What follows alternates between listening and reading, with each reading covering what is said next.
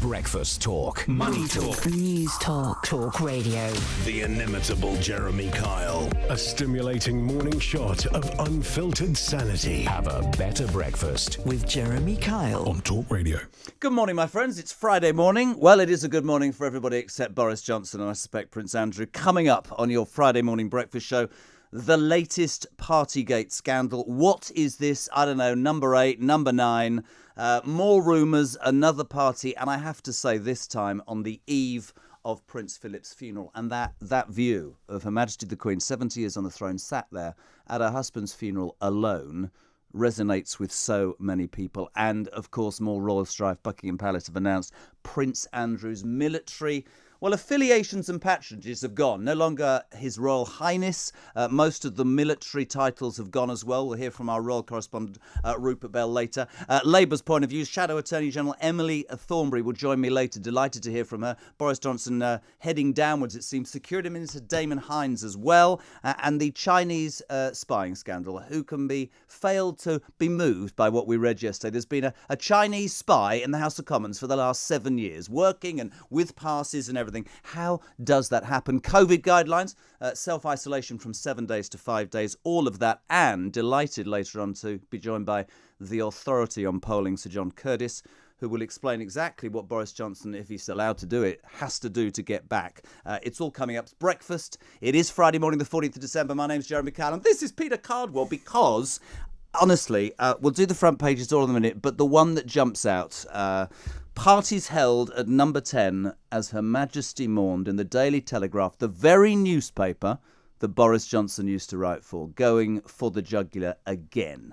It is an astonishing scoop. It's an astonishing story. The night before Prince Philip's funeral, there were two parties at Downing Street, groups of people dancing and drinking late into the night in alleged breach of the rules that were there at the time, which said that you couldn't have social gatherings, if you could do them outside if there were people from the group of 6 was there. And this is an astonishing story. No suggestion that Boris Johnson was involved. Well, I was going to say, now this is really, is it important? Could it become important? Straight away, text to this radio station, 87222. The first one I get this morning, Boris wasn't there, not his fault, he was at Chequers. Okay, that's fair enough. He's at Chequers, the Prime Minister's country residence. But what about the culture that he presided over? What about the culture in Downing Street? Was it one of just drinking after work all the time? There's nothing wrong with having a drink after work. I'm not being a purist here. But if it was in breach of the rules that were being set from that building, those press conferences from that building, people involved in those parties were involved in setting up those press conferences. This was 2 leaving dudes. One, his communications chief, a man called James Slack, was leaving. Another Slack, a personal photographer, leaving as well. So yes, another element to this huge and ongoing scandal. Nearly 3 months now and no let up for Boris Johnson. So we saw Boris this week come out and some said it was a very, meaningless apology, not contrite enough. Others said it was enough. He then surreptitiously, we talked about this yesterday on Drive, has got or come into contact with somebody with COVID and hasn't been seen for 5 days. I am not suggesting that that's convenient, but it could be. The big thing, of course, is there or was there more to come?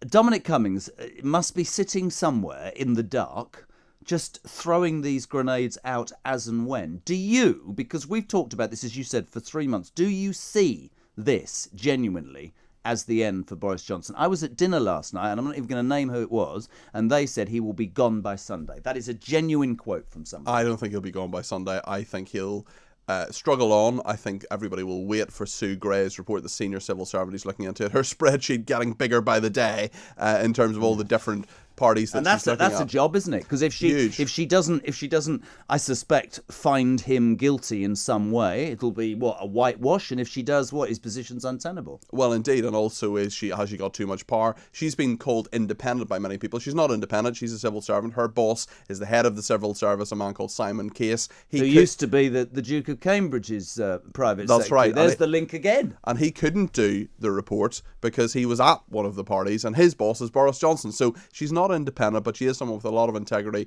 and a tough customer. I know her a little bit because I used to work in government. But her report, whether it will say that individual people are guilty and should go, whether disciplinary procedure should be brought in, or whether she lays it completely at the door of the Prime Minister, we'll probably know in about a week's time. Can he survive by there being a scapegoat or two? Or is this just... I mean, it's almost daily. We were there last night and the story came through. It's another party, 8 or 9. That image of the Queen. And I think this is really, really important. This week, it changed for me because all of a sudden...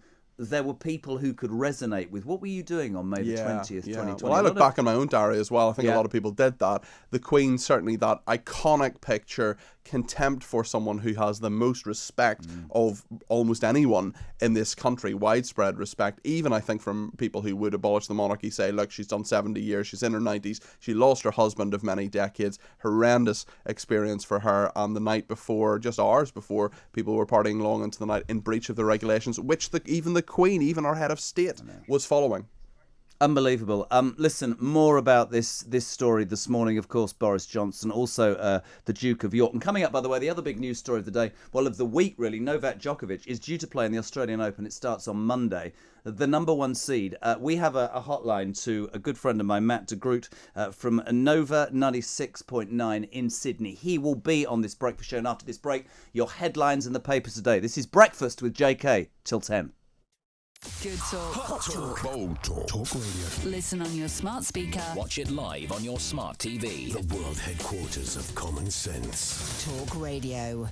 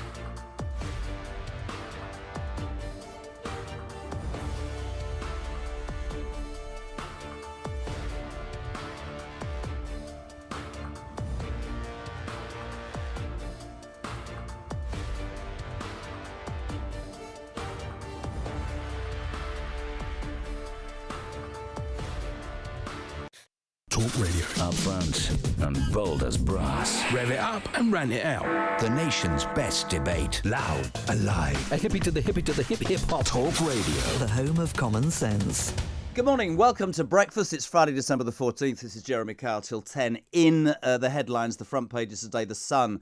All about Andrew, thrown out. The Times, Andrew humiliated as the Queen strips him of his titles. The Daily Telegraph, the Queen, Her Majesty freezes out Andrew. The Express, Queen casts Andrew adrift for the sake of the monarchy. The Daily Mail, driven out. The Guardian, Queen strips Andrew of military and royal roles, and Prince Andrew cast out by the Queen. Metro, thrown out. The same. The Star, the narcissist formerly known as Prince. We'll do more of those with Peter Cardwell. Thank you for your texts already. Jez, Pete, if you listen to what Boris the Week said in his fake apology, he admitted that there were more parties at number 10. Thank you to Peter. Don't you see, champagne socialists are within the civil service. It's their fault. If Labour got in, it would be party 24/7. The other big news story of the week, Novak Djokovic, the number one tennis player in the world, an anti-vaxxer, I don't know. Anyway, he arrived in Australia. There were problems with his visa. He was thrown into a room with everybody else. Everybody jumped up and down and said, this is appalling. The Australians are awful. And then the story started to turn that he apparently had travelled with COVID. He'd had problems with his immigration form. We're joined now, good friend of mine, Matt de Groot, Sydney Nova 96.9 news presenter. I don't even want to look at this. Matt, I don't know whether it's morning or evening. Take a look at look at the sea. How are you, my friend? For an audio medium, for your listeners there, I apologise that you can't see the Pacific Ocean behind me, because this is how we all live in Australia, and it's 5:45 in the evening. It's 27 degrees. The ashes are on. Sure, you're going okay, but this is how we should be living, not talking about Novak Djokovic's visa saga. What is happening? Because we spoke earlier in the week on Drive, and you said that there was a real sort of, initially it was all about the government border force being, I don't know, painful, but suddenly it's turned, problems with his visa and the information that was put on. Have the Australian public, I mean, do you think he'll be thrown out? The tournament starts Monday. It is phenomenal that it's 5:45 on a Friday. We're 2 days away, and we are a week into this toing and froing, and no decision has been made. The public have made their voice very, very clear. And so have the players who are here in Australia who have done the right thing. How on earth, just because you're the number one player in the world, should you be allowed to breach border security rules? It's that simple. He lied to get into the country. Now, one of the things that has been made very, very clear is this is something that, no, he won't go to jail. Yes, he should definitely not be here. Yes, clearly there are forces at play within the Tennis Association, because they've been incredibly quiet for an organisation that loves to slap people down for missing a press conference. And yet, we still hear nothing, and the tournament starts in 2 days, Jeremy. Be interesting to see what happens. I think it's interesting from this point of view, because people, as I said, were saying, "Oh, this is unfair. The Australians are doing what the Australians do," and it was a lone voice, I have to say, at Talk Radio, me, who was saying, "Hold on a minute. Whatever you think, it is their rules and their country, and they can damn well set them as they want." I think as his stories started to slide, even here, people are going, "Hold on a second. Who do you think you are? Because you are that number one tennis player in the world, and you're minted. You surely have to abide by rules." But the story's changed here as well, Matt. That suddenly, I think he went to Spain as well from Serbia and might have travelled with COVID. Pictures of him with young kids could have had COVID, as he lied now about having COVID. And then my favourite bit is he blamed his agent for filling in his immigration form wrongly. Yeah. And, you know, I don't know how many times anyone needs to be told it doesn't matter if you blame someone else for getting your homework wrong. It's still your homework, Novak. You are still responsible for what you put in your form. And this is the thing. Now, there's talk today about the fact that he may have a diplomatic visa. He may be able to have a special exemption to go from his hotel to the tennis court. That doesn't pass the Australian public test, which says for 2 years, the world was told we have to operate on a set of conditions, mostly vaccinations. But if you have a medical exemption, fine. But if you lie about that to get in a country, it's black and white. You either can stay or you can't stay. Novak lied, Jeremy. He lied to get in here. And the other thing is, what happens if he does play and this impasse continues? What's the response of the Australian public going to be, Matt? It's wild to think that it's probable at this rate, because if a decision comes down this afternoon, which is possible in Australia, that he'll launch immediate appeal. He appeals, that gets heard mid next week, by which stage he's played 1 or 2 matches in the Australian Open. And then if that appeal is thrown out, he has to leave mid-tournament. This looks ridiculous. The fact that there is even a conversation, too many people don't have enough faith in government. Your government is dealing with that right now. Yeah. This is clearly one issue that the people are going, hey, doesn't matter that he can play tennis really well. If it's not right for us, it's not right for him. It's interesting, actually. There's a bind, of course, between Novak Djokovic, Boris Johnson and the Duke of York this morning, is that there are rules in place, and if you break those rules, you find yourself in a difficult place. Here's the other thing, though. If he appeals in Australia and the courts drag this, he could win the Australian Open, get through 2 weeks legally, and then be told to leave the country with the trophy. That's ridiculous. Surely they need to make a decision now. Yes or no to Novak, right? At this point, he could leave the country on the flight he's got booked and have no verdict reached. How is that even possible? That's ridiculous. yes or no from the immigration minister. For some reason, the pressures are obviously on him from all angles. The obvious answer is clear. The common sense answer, the public answer is clear. If it's anything but that, Jeremy, trust me, the outrage will be real. Listen, it's always great. I mean, it's 27 degrees there and 5:45. You've got a Chardonnay. It's 10 to 7 here. It's -1. But we have at least taken 4 of your wickets. I'm going to bash you in the cricket in the final test. Come on, deal with it. What's the matter with you, man? We're doing well. I mean, you know, if it takes the first innings of the 5th test for you to show up, hey, that's great. The series is already over, but at least you got a spine. I gave you this as well because I know you're coming, in January next year? Yeah, I'll see you January for a long holiday, Matt. Take care, pal. Thank you so much indeed. Matt de Groot live. Nova in Sydney's 96.9 newsreader. Top man, Matt. Top man. I'm putting it there about Novak Djokovic. Their system could be so slow, Peter Cardwell. He could have won the tournament before they throw him out. It's brilliant, isn't it? Let's get back to the news today. We've done Boris. Well, loads of people responding. Prince Andrew. You will know I'm a royalist. You will know that my old man worked for the Queen Mother for 40 years. What he is doing to the woman who, for me, epitomises the British royal family is unbelievable. There's stories in some papers. James Max was saying in the Mail today that Prince Charles, who's wanted to slim down the monarchy, I think in a way because he believes that's the way to save the monarchy, Charles, because of how people now see it. This has given him the opportunity. But of course, they've all got problems. Prince Charles had his number one man, Michael, whatever his name is. He had Fawcett. he had to Fawcett. He used to put toothpaste on his toothbrush, you know. He had to resign. No way back for Prince Andrew now. Dropped His Royal Highness, dropped most, if not all, his military titles. Rupert Bell, our royal correspondent, joining us after 7 on that. What's your take on this for the monarchy? I think it's really difficult for the monarchy. I think it's a real shame in the Queen's 70th year as monarch, who has given so much incredible service to this country. But I think a lot of what this move smacks of is a lot of input by Prince Charles, who now is the day-to-day manager, it would appear, of the monarchy. Really humiliating for Prince Andrew. There's not a huge amount more that can be done to humiliate him. All those military titles, such as Royal Colonel of the Royal Highland Fusiliers, gone. His Royal Highness, gone. In a way that we remember Princess Diana, for example, Her Royal Highness, that went as part of her divorce deal, and that was seen as a humiliation to her. Very different circumstances, obviously, here with Andrew. But No way back for him. No way back, and he will disappear from view. He won't even be part of those 70th, those Platinum Jubilee celebrations as well. So he really is. He's been cancelled, essentially. And not trying to do one of those things that people do on shows and they go, well, I can tell you this. I absolutely can tell you this. She has always favoured him for reasons I'm not going to on this radio station. She has made countless attempts to forgive him and sort of bypass the mistakes he's made. But you look at it. I mean, you know, men and women on the street of this country listening to this will go, oh, bless him. You know, 18 million, he's got to sell his, his chateau in Verbier to pay off. But where does he go? So cornered is Prince Andrew, whether he's called Prince anymore, I don't know. If he pays this woman off, Virginia Giuffre, right? That is an admission of guilt. If he fights her and is, I mean, will he be brought to America? I've no idea. Fergie will stay with him because that'll just be nailed on, won't it? I feel sorry for his kids, actually. I feel sorry for the girls. But you're right, Prince Charles will be the dominant factor behind this. But my thoughts are with the Queen. 100%. And actually, Beatrice and Eugenie, his daughters, he has always tried to resist these attempts by Charles to try to freeze them out and to say we've got to slim down the monarchy, and things like Prince Harry, for example, who also has rescinded his HRH title, and Meghan then moving to California. Andrew saying, Who? Who? What are you saying? Prince Harry and who? Meghan. Moving Never on. heard of her. Moving on. Never heard of her. Oh, you're not allowed to criticise her. All I get. Oh, yeah, that's fair enough. So that's No, just it's talking Britain. about my Everyone. mate Peters. Yeah. It's Britain. Everyone hates her.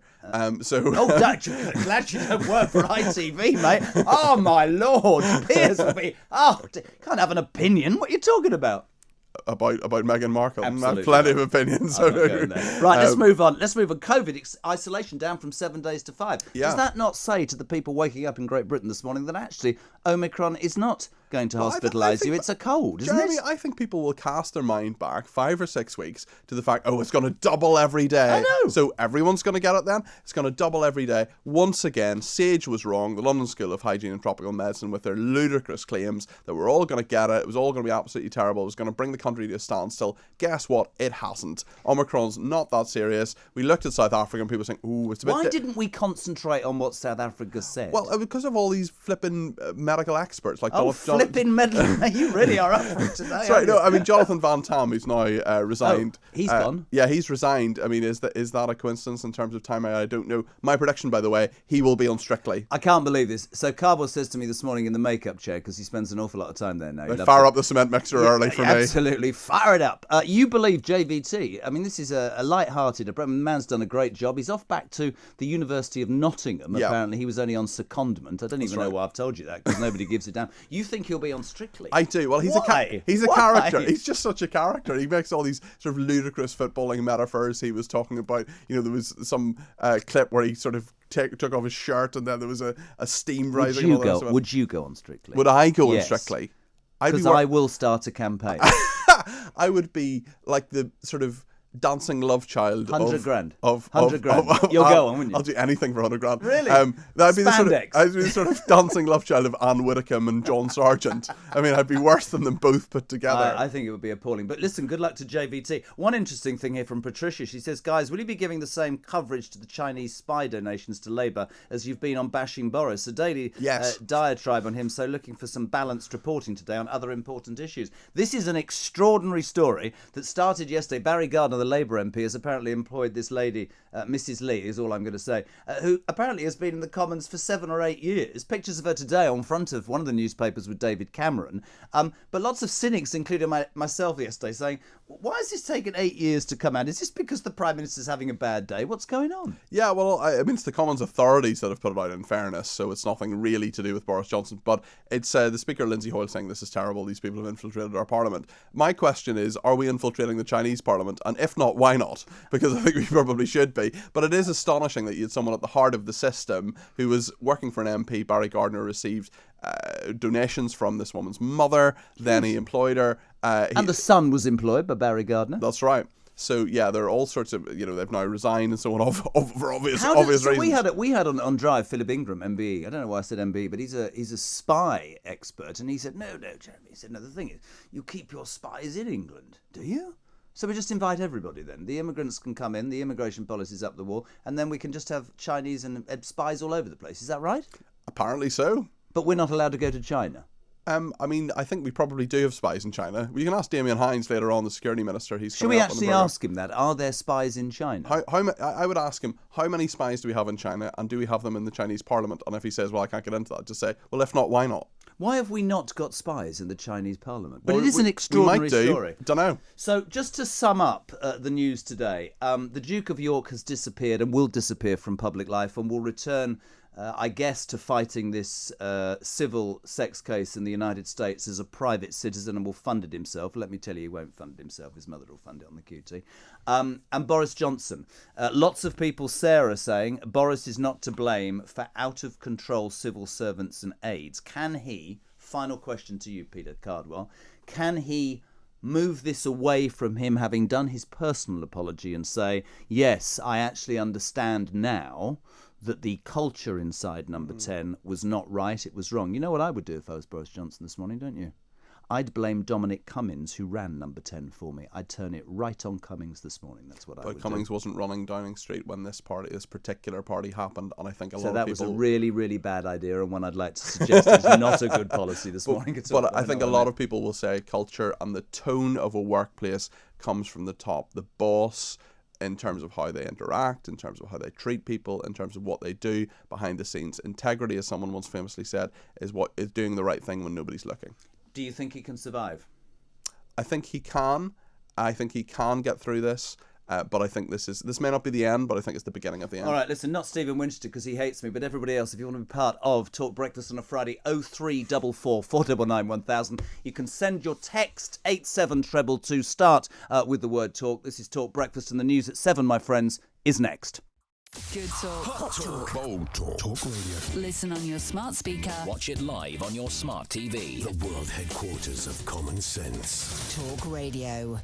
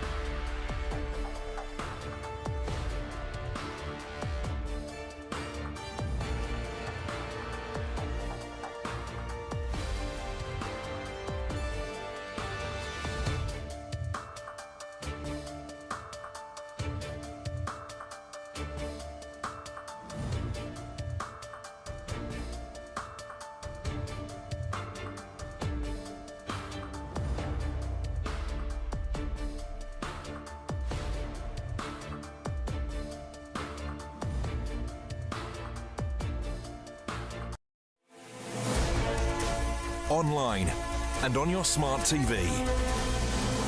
Talk Radio TV News. Live at 7, I'm Emily Rose Adams. More bombshell allegations for Downing Street. Claims that two parties were held the night before Prince Philip's funeral. Prince Andrew loses all military titles and royal patronages and will defend his civil sex case as a private citizen. And a bidding war fit for a superhero. A single page of a Spider-Man comic sells for more than $3 million. Downing Street faces fresh allegations that two more parties were held at number 10, this time the night before Prince Philip's funeral. Boris was not at either of the gatherings, but his office has not denied the events took place on the 16th of April 2021. Reports say around 30 people were drinking alcohol and dancing until the early hours, when indoor mixing between different households was banned. The following day, the Queen was forced to sit by herself at her husband's funeral due to the COVID restrictions. Prince Andrew's status as a member of the royal family is in tatters this morning as he loses all his honorary titles and duties. A palace statement says the Duke of York's military affiliations and royal patronages have been returned to the Queen. It goes on to say he'll be defending this case as a private citizen. The Duke faces a civil sex case trial in America over allegations of sexual assault, which he denies. A parliamentary report says public money should be withheld from cricket unless the sport shows continuous and demonstrable progress on eradicating racism. The testimony of Yorkshire cricketer Azim Rafiq last year was an important part of the investigation, and the DCMS committee went on to find that his experience of racism was typical of an endemic problem across the whole of cricket. The sports regulator, the ECB, has been told to clean up its act. If the ECB fails in this, I think it's an existential crisis for the ECB itself. If they are not up to the task of being a regulator, then there may come a point in the future when we would have to ask that there be an independent regulator formed.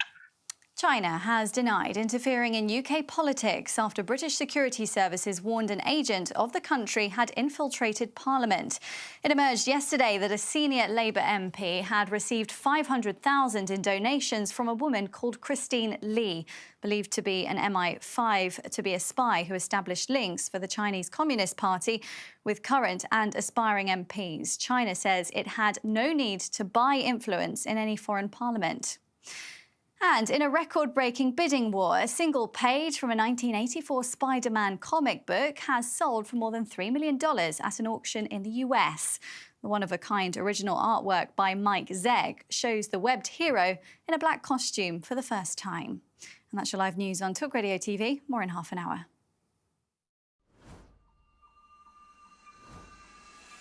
Offence archaeology on Twitter. Quite terrifying. Don't beg Jeff Bezos. Charge him, for God's sake. Have a day off. Use some common sense. People can say whatever they want.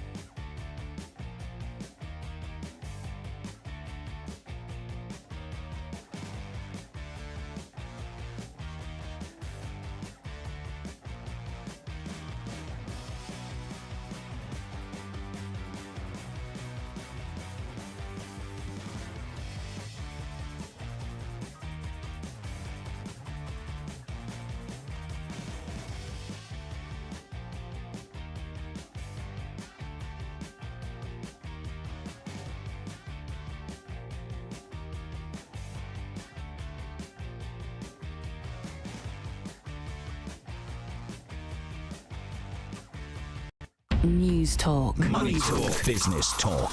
Breakfast with Jeremy Kyle. Radio with a fight left in it. Breakfast with Jeremy Kyle on Talk Radio. Good morning, my friends. Welcome back. Friday, the 14th of January. It's just 7:05 on that breaking news you heard. Novak Djokovic's visa has been cancelled. He has to leave Australia. Before the break, we spoke to Matt de Groot from Sydney, Nova's 96.9. We'll head straight back to Australia. Matt, unbelievable timing. We were talking about it. It's now happened. The Australian Immigration Minister has cancelled Djokovic's visa. What does that mean? He's got to get out before Monday. How long's he got? What do you know, pal? 2 hours. How much longer have you got on air? I've got 3 hours on air. So if he's still in the country, by the time that you get off air, he will have breached his Deportation Act. That's how quickly, technically, Novak and his team have to act. However, he is expected to lodge an immediate appeal, which therefore means he'll probably be here into next week, into the Australian Open, which means he'll be dealing with the fact that he may be deported for a third time after he's made it through 1 or 2 rounds of the Australian Open. So there's grounds for him to appeal, and he's allowed to continue playing in the Australian Open despite the fact the immigration minister has said your history, yeah?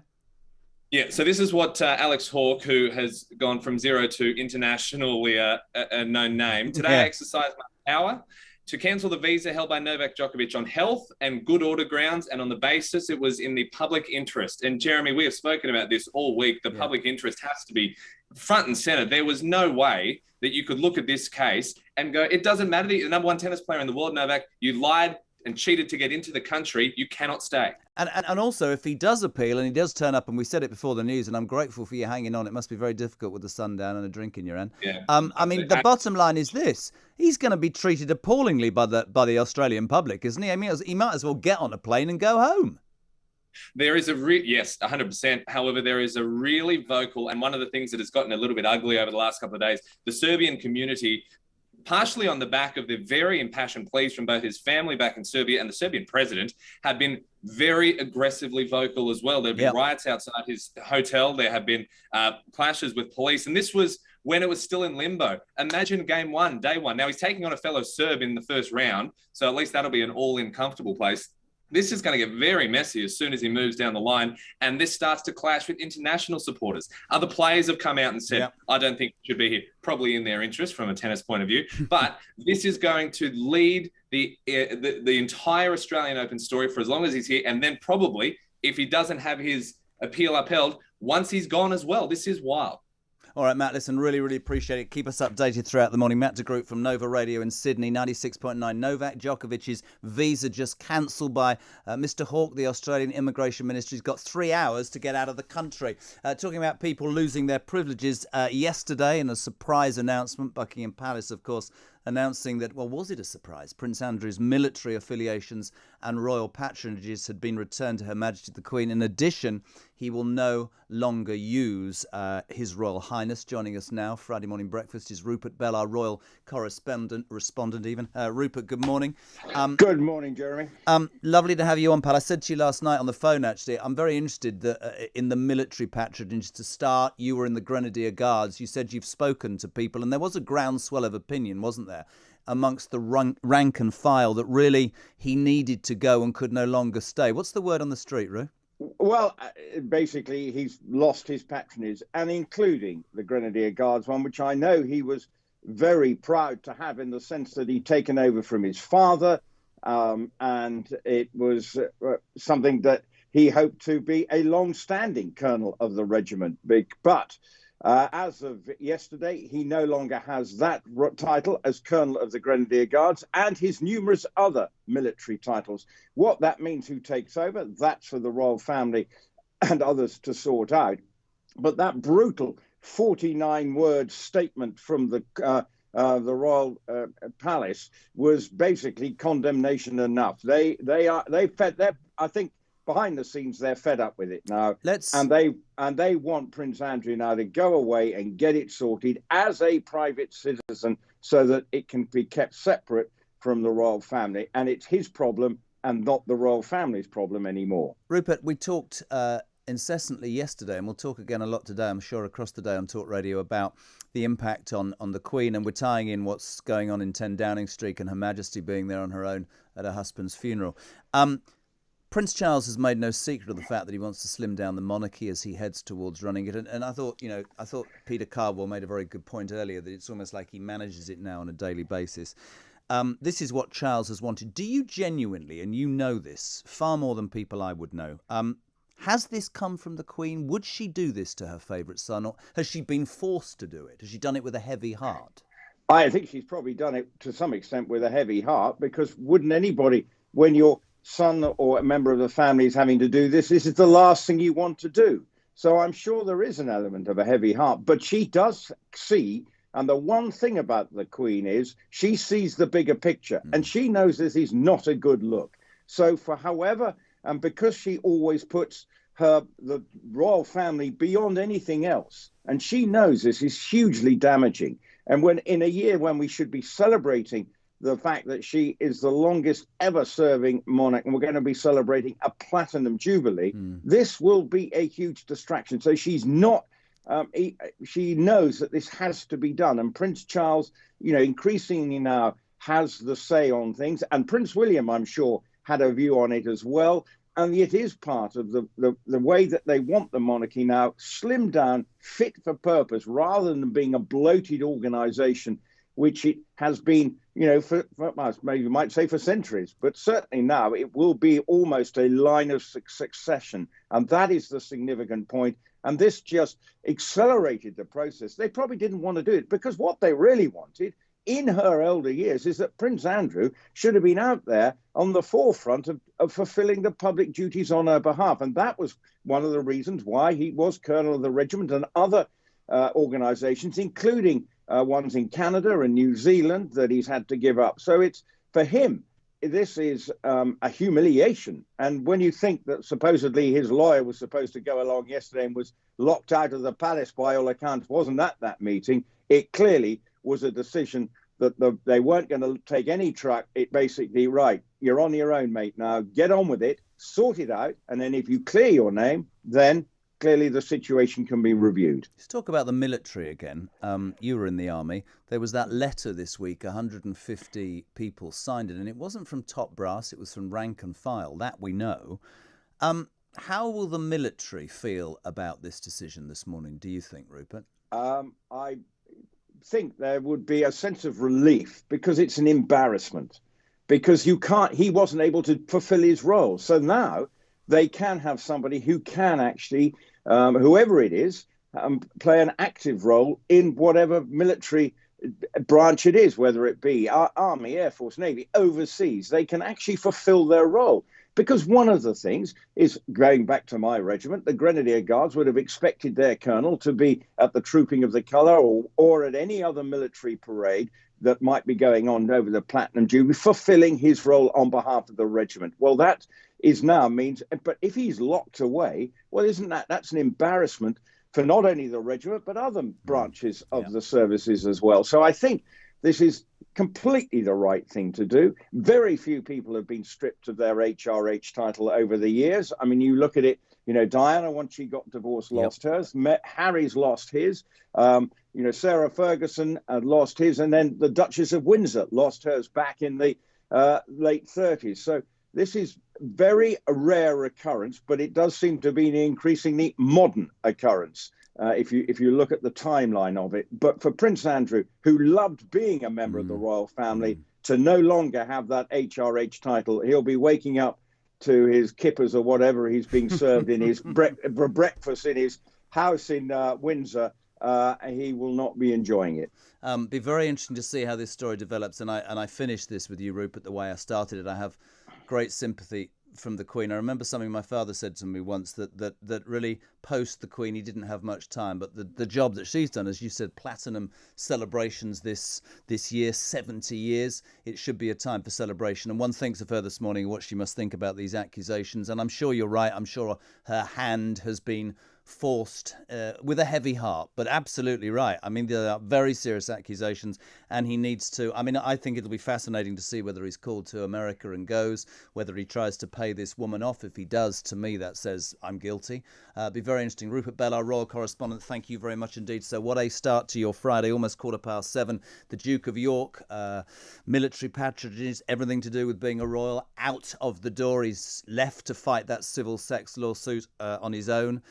Yesterday, of course, late in the evening, more news of more parties at number 10. Damagingly, if there is any more way you can damage Boris Johnson, these were on the eve of the Duke of Edinburgh's funeral. That view of Her Majesty the Queen sat on her own whilst we all followed the rules and Boris and his cronies. Well, Boris wasn't at these parties, but he ran over the whole thing. And that latest news in from Australia via Matt de Groot that Novak Djokovic has had his visa cancelled. He's 3 hours to get out of the country and appeal. So much to talk about. What do you think's important? What do you want to say? As ever on this show, your comments, your opinions, delighted to have them. 0344 499 1000, your telephone number for Friday morning. You can text us on 87222. This is Breakfast with Jeremy Kyle until 10. Good talk. Hot talk. Bold talk. Talk Radio. Listen on your smart speaker. Watch it live on your smart TV. The world headquarters of common sense. Talk Radio.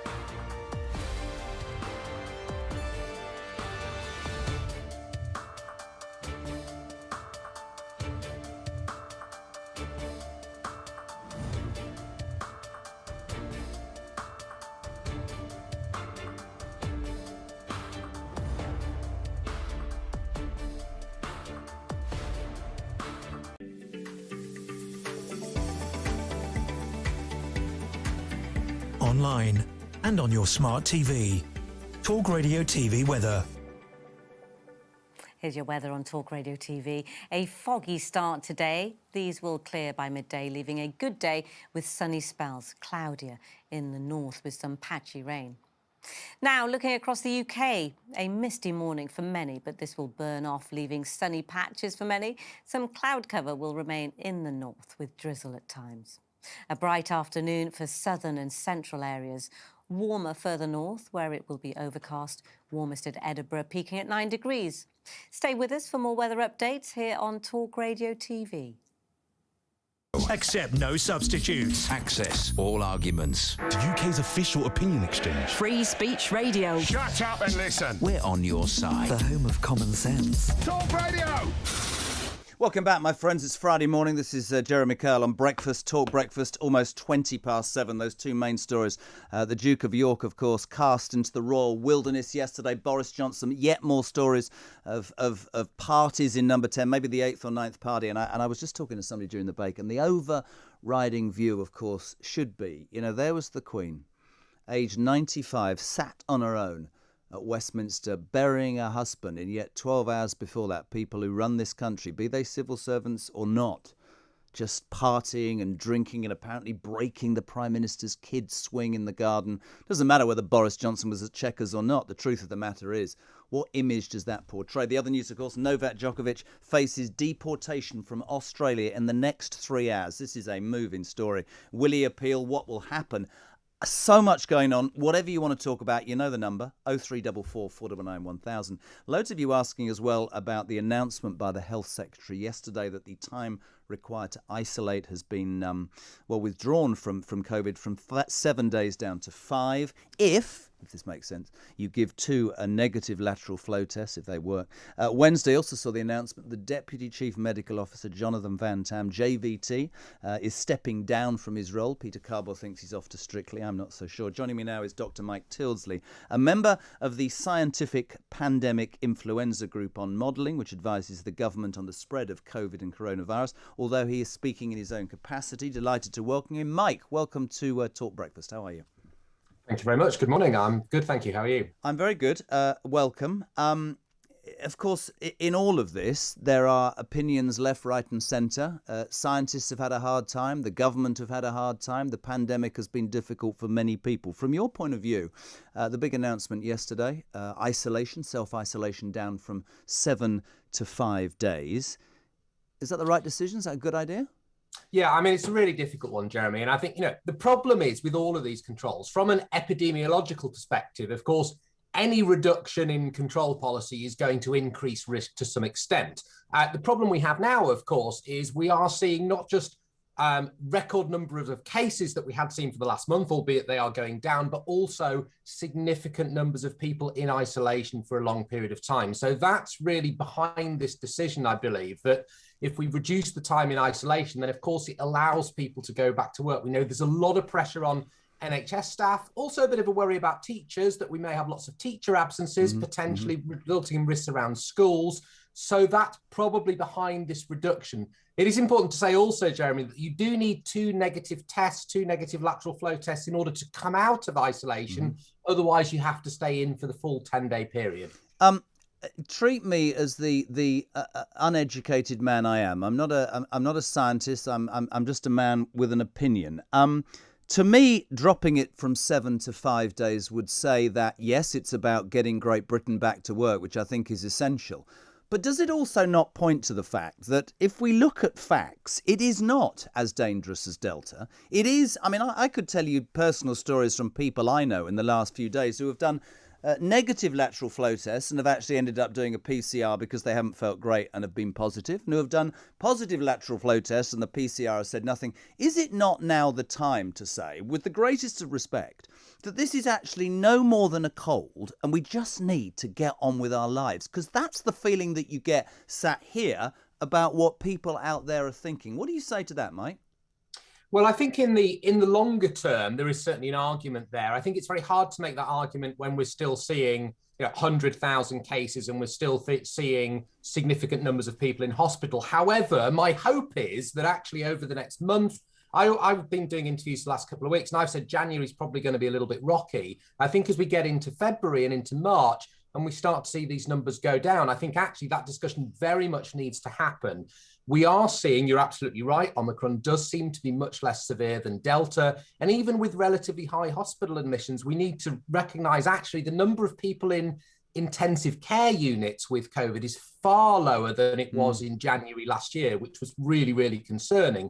So my hope is that over the next month or two, we're very much in the position to say, you know what, we need to think about living with COVID, developing more of a flu-like relationship with it.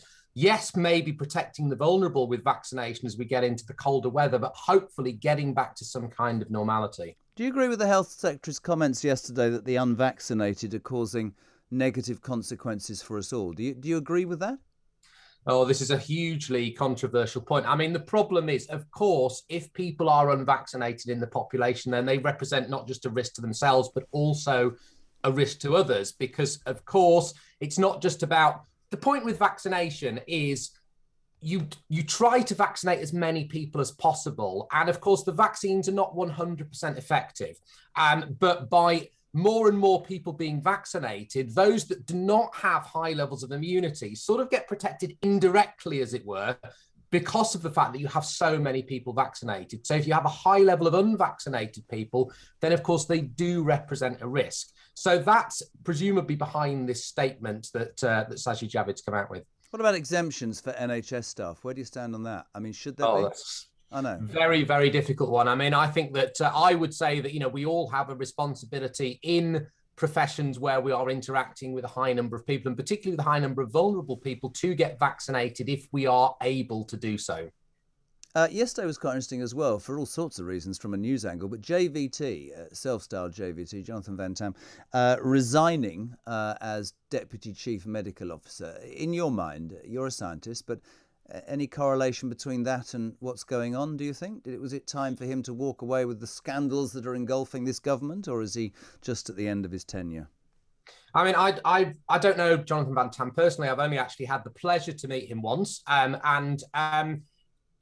it's a really intensive job that he's had to do over the last couple of years. And it's important to remember as well that he's also an academic. You know, he has a position at the University of Nottingham that has its own workload. And this applies to, you know, a vast number of us who are on sort of government advisory groups. A lot of us are doing this sort of in addition to our normal academic role. And actually for, you know, SPI-M and people on stage, these are also unpaid roles, it's important to remember. And we are doing this in addition to our regular work. So I suspect that Jonathan Van Tam, having done an incredible job for the last 2 years, he's probably ready to go back and take on another role back at his university. Maybe it would point to the fact that he thinks the worst is over. I mean, it's pretty obvious over the last 2 years to even the uneducated like me that the worst of the problems are always in the winter. What and you're a scientist, so you'll probably pull this to shreds, but I'm just talking to you man to man, really. I always thought, looking at it from outside, long before I joined Talk Radio, that the rhetoric was wrong a year ago. I wanted our Prime Minister and our medical people, this is what I think, to say, look, this is a pandemic and this is something we've never experienced before. And we can throw out that 20,000 people died of flu in 2019. We have this pandemic. We don't know what it's in. But when Boris Johnson locked down the country and made that decision, I think the big mistake was after that. He said, we've got this vaccine and COVID's gone. He should have said, we've got a vaccination that will deal with this strain, but the strain will mutate. And that's what happens. It happens with flu, because you'll tell me if I'm right or wrong. The flu injection changes every single year. It's still called flu. So why not stand up and say, look, I've got a vaccination for what's happening right now. We'll be out of lockdown, but when the winter comes, there might be another variant and we'll need to do another injection. Why were the scientists and the government not saying that a year ago? Because I've always wanted to ask that question, because to me, that would have been much more useful for people out there to understand what's going on. Well, I mean, I will say scientists, myself included, worse at making exactly that point. And actually, I remember doing interviews 12 months ago about talking about exactly what you said, Jeremy, that with flu, you have to have a new vaccine every winter to protect against whatever is circulating. And I made the point that most likely this is what we would have to do with COVID. For most viruses that we are protecting against, vaccines do not protect you lifelong. You have to, even for something like tetanus, right? You have to have a tetanus vaccine every 10 years or so to protect you. And with COVID, it was highly likely that, yes, you're right, it would protect against whatever happened in the winter, but then you'd have to have repeated vaccinations. Unfortunately, perhaps this point was not made strongly enough 12 months ago. And it's something that really we need to explain now to people, that the vaccines are very, very good. But of course, the immunity does wane over time, which is exactly why we've had the booster vaccination campaign through the winter, to provide that extra kind of boost of immunity to people as we've gone through a very, very tricky period. I know lots of people who had the first and second injection and got COVID at the exact time they were about to have the booster. In some instances, I got mine the day I got the booster, okay? And all the anti-people will say that didn't work. But there's also definitive proof that that's helped people. I just think the messaging was wrong. And this isn't going to go away. Just to sum up, Mike, from a medical point of view, scientific point of view, we're going to have to learn to live with this and get on with our lives, aren't we? Well, unfortunately, obviously, yes, it's been a really, really difficult last couple of years. But of course, you know, we can't go into lockdown every time a new variant emerges. Yeah. Obviously, if a new variant emerges that is much more transmissible and much more severe, then of course you have to take serious action, because then that's when people become very, very sick. If the Omicron variant is kind of a sign of things to come, that we might get new variants that, yes, may be more transmissible, but maybe less severe, then we have to go more back into a relationship of living with the virus. And I very much hope that is what happens as we get through the next couple of months and towards the warmer weather. Mike Tilsley, thank you very much indeed. Dr. Mike Tilsley from the Scientific Pandemic Influenza Group on Talk Breakfast, almost 7:30. So there's main news headlines as you're waking up on Friday morning. Two dominating stories, of course. Prince Andrew losing his royal patronages and military affiliations. The Sun thrown out The Times, Andrew humiliated the Queen, strips him of his titles. The Telegraph, Queen freezes out Andrew. The Express, the Queen casts Andrew adrift for the sake of the monarchy, and so it goes on.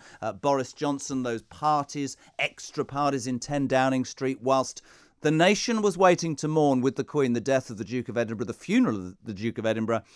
12 hours earlier, civil servants were partying in 10 Downing Street, spilling out into the garden and apparently damaging the Prime Minister's son's swing in the process. More on that and the breaking news in the last hour and a half that Novak Djokovic's visa has been cancelled, and he has now 2.5 hours to lodge an appeal or be thrown out of Australia, not 48 hours before the Australian Open takes place. It's breakfast. News headlines at 7:30 are next. Online and on your smart TV. Talk Radio TV News. Here are your headlines. I'm Emily Rose Adams. More bombshell allegations for Downing Street. Claims that 2 parties were held the night before Prince Philip's funeral. Prince Andrew loses all military titles and royal patronages and will defend his civil sex case as a private citizen. And a bidding war fit for a superhero. A single page of a Spider-Man comic sells for more than $3 million.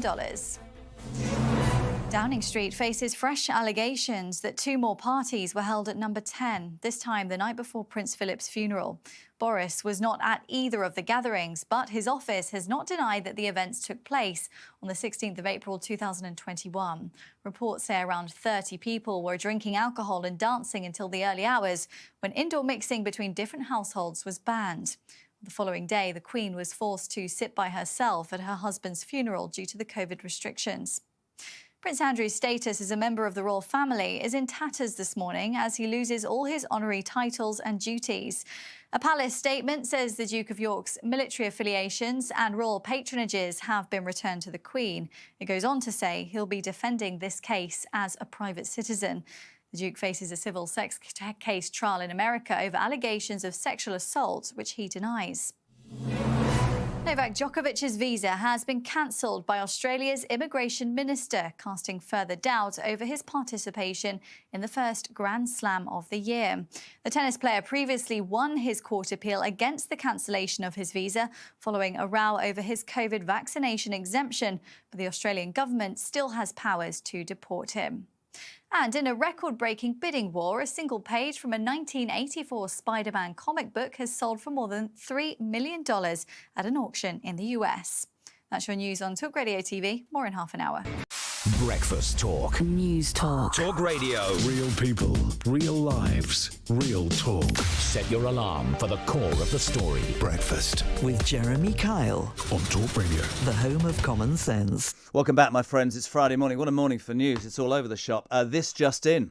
Breaking news on Talk Radio. The Prime Minister's former Director of Communications, James Slack, has just now said he wants to apologise unreservedly for the anger and the hurt caused by a party held to mark his leaving Downing Street in April 2021, which he said should not have happened at the time it did. So James Slack, the Prime Minister's former Director of Communications, coming out this morning, breaking cover and saying, I want to apologise unreservedly. It will be interesting to see how that continues throughout the day. Boris Johnson's position continues, by anybody's standards, to hang by a thread as there are further calls for him to go this morning. I have to say, I read that 5 Tory MPs have called for him to resign. I'd be more concerned by the ones who haven't said anything. More allegations overnight. Sue Gray, of course, the senior civil servant charged with preparing this report and finding out what the truth actually is. What a job that is. I don't see how she wins. It'll be interesting to see what happens with that.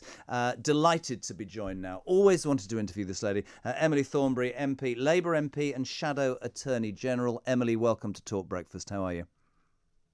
Thank you very much, Jeremy. It's a pleasure to be here. What a morning it's turning out to.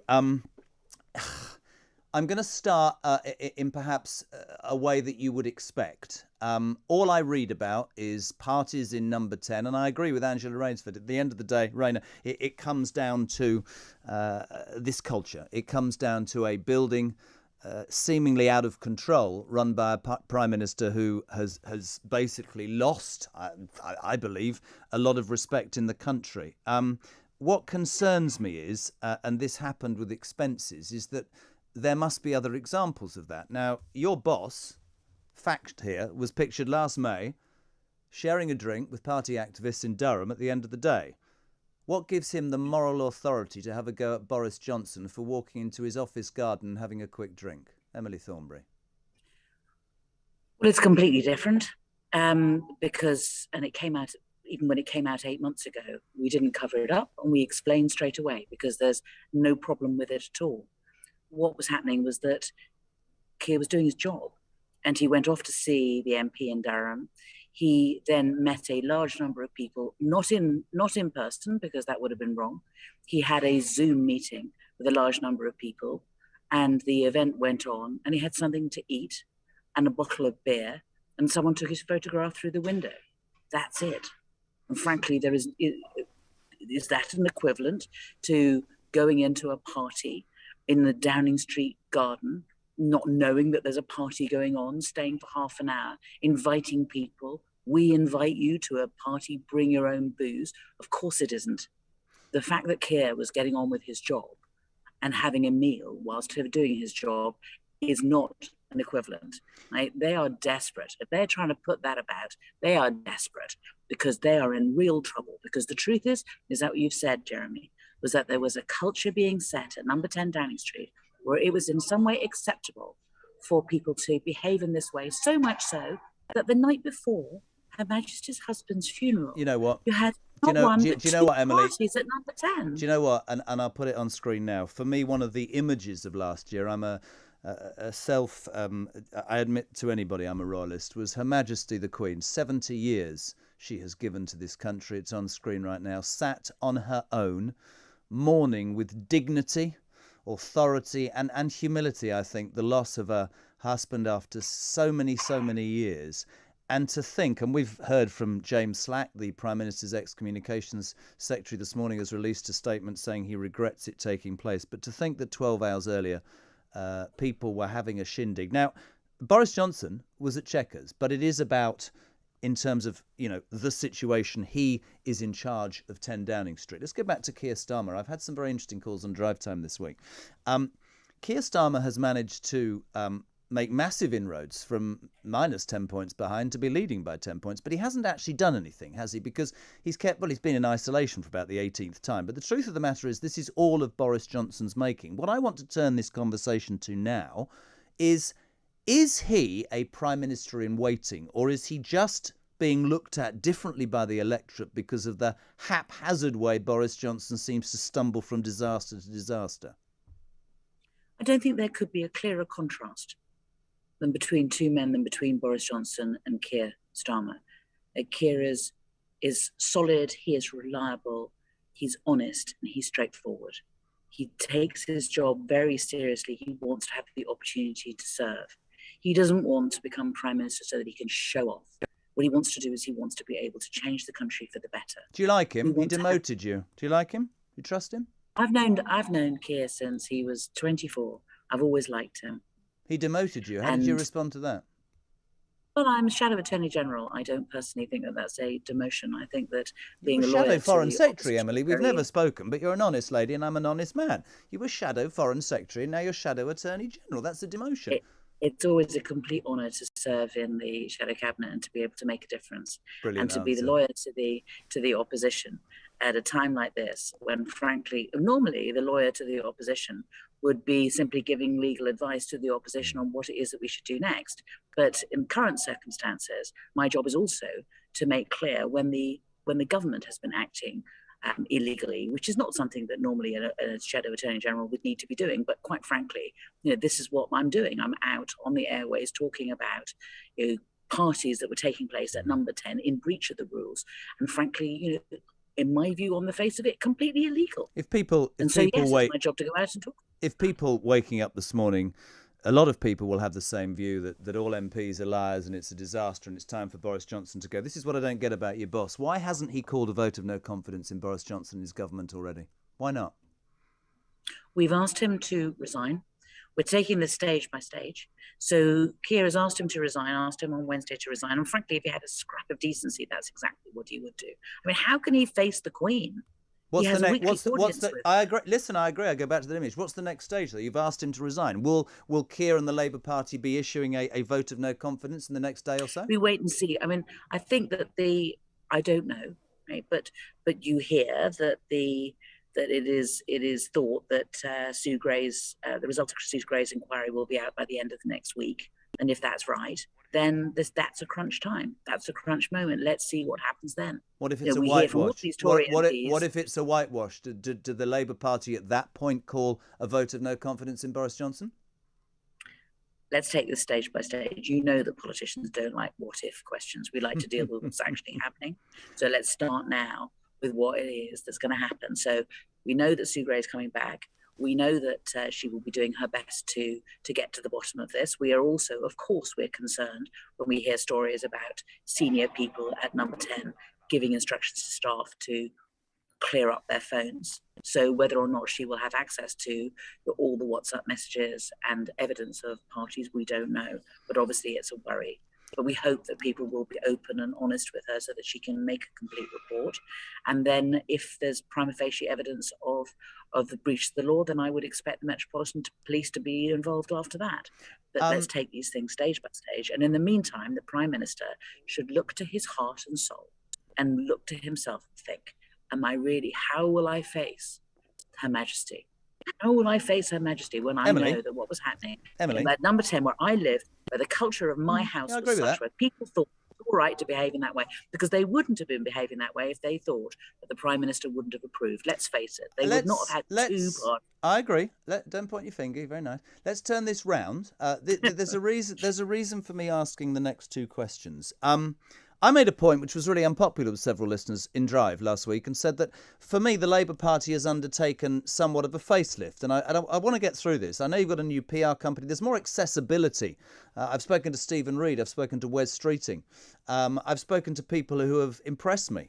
However, a lot of people who listen to this and a lot of people who have views about the Labour Party ingrained in them by the disaster that they were under Jeremy Corbyn, I'm not even going to get into an argument about it, it's a fact, right, are saying to us, that's all well and good, but let's talk about facts. So I had Peter Kyle, your shadow cabinet colleague, and what a great name, on Wednesday, and we talked, and for 10 minutes, we were all impressed. And then, when asked about the fact that Keir Starmer was a Remainer and what was the Labour Party's true position on Europe, said, and I quote, rejoining the EU isn't on the cards for now. Now, I'm telling you, as a Labour shadow cabinet minister who wants to gain control of this country, you need to talk to the people who listen to this radio station, because they then went nuts, Emily, and went, you see, there's a hidden agenda. Boris Johnson might be having illegal parties. It might be awful to think about the Queen sat there on her own. But the truth of the matter is the opposition will do exactly what we don't want and try and get us back into Europe, and they are no better. You have a chance to answer that now. Our position is simply that we have left, and that's that. And what we need to do is we need to make Brexit work, and that's the work that we need to do now. Is that something that you can guarantee? Labour's policy. Yeah. That's Labour's policy. That's Labour's policy. I understand that Peter feels very strongly about it, and of course Peter may well want in the future to rejoin the European Union, but that is not our policy. We are not rejoining the European Union. But I'll tell you this. Although we may have left the European Union, there is so much more to do in terms of sorting out our relationship with them, because they are our closest neighbours. They are the part of the world where we do half our trade, and there are so many barriers to trade there that are completely unnecessary. And the reason they're completely unnecessary, the reason that they're there, is because the Prime Minister left it until Christmas Eve, you remember, to finally sign an agreement with the European Union. There are all kinds of holes in it, and it needs to be sorted out. Okay. But we're spending our time squabbling over borders in Northern Ireland, and now they're covering up about parties at Number 10. They don't have time to address this. And if you speak to the average company that exports to Europe, they're having real problems. Listen, I used to do trade, so I've got a lot to say on that. You've answered that well, Emily. Second question. How are we expected to seriously trust a party whose MP Barry Gardiner has been employing a Chinese spy in his private office and her son? This story, to me, is incredible that came out yesterday. Barry Gardiner, your MP, has been employing a Chinese agent to work for him in the House of Commons. What does that tell us? I think what it tells us is that it's very easy for people to winkle their way into Westminster. To Cameron, you saw that she was given an award by the previous Prime Minister, a Point of Light award she was given. Seems like some sort of Zelig figure who seems to be able to get into all kinds of places within Westminster. And I tell you what, I think what this tells us, and what we all need to learn, is that we shouldn't assume that there has been a check done on these people, because you think, oh, that she's got close to this person. She's a Chinese spy and she's in the House of Commons. It's unbelievable. I understand that. No, I understand that. But I think that if you assume, so I think, it's naive to assume that the security services, if they have done a check, are telling people as quickly as perhaps they should have done that there might have been difficulties with individuals. Emily, don't take this the wrong way. I have to move on. A pleasure, and I genuinely mean this, to have you on. Your game that you have to play with the rest of the shadow cabinet, and I appreciate you coming on, is to convince the people that listen to radio stations like this that the Labour Party is a party in waiting. Because one thing I absolutely believe in, we will always need an opposition. This is Talk Breakfast. It's 7:45 Friday morning. Good talk. Hot talk. Bold talk. Talk radio. Listen on your smart speaker. Watch it live on your smart TV. The world headquarters of common sense. Talk Radio.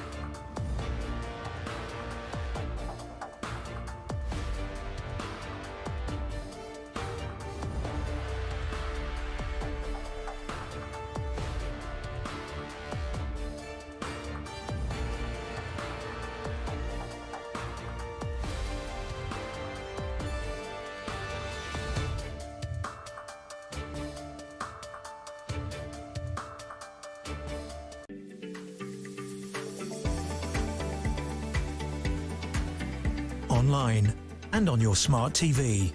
Talk Radio TV weather. Here's your weather on Talk Radio TV. A foggy start today. These will clear by midday, leaving a good day with sunny spells. Cloudier in the north with some patchy rain. Now, looking across the UK, a misty morning for many, but this will burn off, leaving sunny patches for many. Some cloud cover will remain in the north with drizzle at times. A bright afternoon for southern and central areas. Warmer further north, where it will be overcast. Warmest at Edinburgh, peaking at 9 degrees. Stay with us for more weather updates here on Talk Radio TV. Spreading your opinions. These boots were made for talking. Outweigh and outlast all other arguments. Plain talking, pioneering.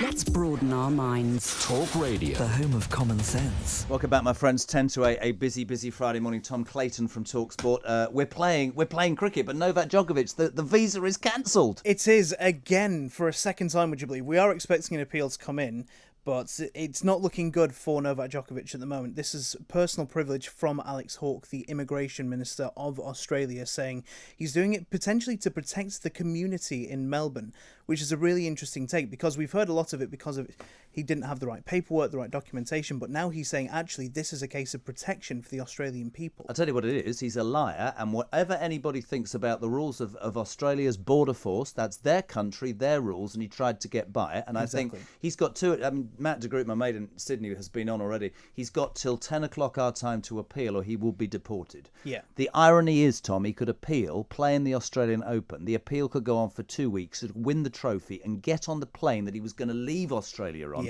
with the trophy and never be able to go back. Exactly. 3 years would be the minimum he'd have to spend away from Australia. It was only me who said he was a slime, but I said it and everybody went, "Oh, Australia are terrible." England are doing okay. The cricket, we're celebrating 4 wickets. What's the latest, pal? Exactly. So as we know, 5 changes this morning. In came Ollie Robinson and Chris Woakes. Ollie Robinson's taken a couple of wickets already. Johnny Bairstow, my mate's not playing. What happened? Is his thumb given up on him? I think his thumb's given up. Yeah, I mean, I like Johnny Bairstow as well, being a Yorkshireman. But, I think we saw possibly one of the funniest wickets you will ever see as well.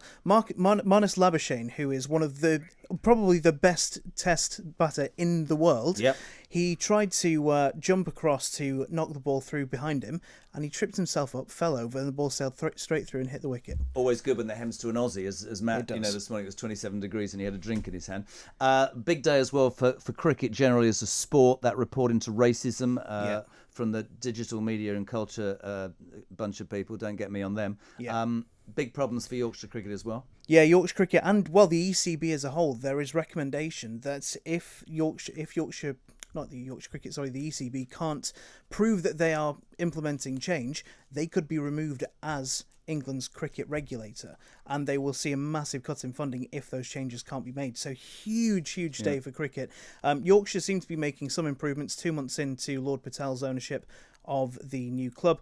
It's all Darren Gough there as managing director. Absolutely. On the back of Azim Rafiq's allegations. Yep, and we are speaking to Azim Rafiq later on this morning on TalkSport just after 10 o'clock. So fantastic. And 10 seconds, Arsenal's heroic defence, 10 men against Liverpool. Yes. Not an Arsenal fan, hope they lose the weekend. 70 minutes they played with 10 men against Liverpool at Anfield. West Ham fourth. They played brilliant. As a Leeds fan, by the way, I get will out. say... You're going to lose on Sunday. I thought that was going to be the Seriously, case. get out of my studio. I'm going, don't I've worry. taken the boys on. West Ham will finish in the top 4. Thank you very much indeed, Tom Clayton. Now, as I was talking about with Emily Thornberry, one of the most extraordinary stories this morning and from yesterday is that MI5 has warned that a Chinese government agent, ready for this, has been active in the UK Parliament. Christine Lee made large donations to Labour MP Barry Gardner's office, but he said MI5 has reassured him that everything's above board. Her son worked in Mr Gardner's office. He resigned from his role yesterday. There are pictures in the paper of her with David Cameron in 2015. Joining me now is Dr. Alan Mendoza, Executive Director. You've moved that, which is really, really embarrassing, and I literally am going to hit somebody over the head of the Henry Jackson Society. Dr. Mendoza, welcome to Talk Breakfast. How are you? Yes, fine, thank you, Jeremy. Treat me as a complete idiot, okay? What in the name of the Lord are we doing? Forget what the disaster that's the government. How does a Chinese agent end up in the House of Commons for 7 years? There are pictures of her with David Cameron, and I hear in the news she won an award. What? Well, yeah, you might well say, what on earth's going on? I mean, I think, look, this is a classic example of people not being alive to a pretty obvious threat. I mean, if you've got someone who was, kind of rumoured to have links with the Chinese state in various ways, where over the years, a number of newspapers have sort of raised comment even about, well, what's going on here with this relationship and this person, and then suddenly they're unmasked as a potential Chinese agent. You've got to wonder what on earth is going on in the political world, where you end up not having a desire to actually act on this. What is going on? I had Philip Ingram on me yesterday, an expert in security, and he said, no, it's a good thing. Not a good thing that she's in the House of Commons, but, we need to know where our spies are. Is this a failure of intelligence? Is it an oversight, or is it a proactive decision it's better to know the people that you're worried about, have them closer to hand? Because I'm frankly, as are most people listening to this, completely and utterly gobsmacked. well, it would seem extraordinary if that was the policy. Oh, you're okay. You're the spy we know about. Let's let you roam free because it's not too bad. And the reality is that given the access she clearly enjoyed across, the spectrum and over many years, who knows what kind of things she might have picked up over that time in order to influence policy in various ways. So it would be an extraordinary measure for the security service to say, well, this is what we call a safe spy, as opposed to this person who we don't know about, who might be unsafe, and let's not have her replaced by someone we don't know about. It's much better to work in that way. I can't think that's the official policy. I suspect this is simply a case that just people didn't take it seriously. Well, the thing that's most interesting, two things really. The first is the timing's extraordinary. At the time that the Prime Minister is on the ropes politically, this is a story that apparently has been known about for 7 or 8 years. Do you believe, Alan, that actually the timing is relevant here? It's been thrown out by whoever just to distract a little bit?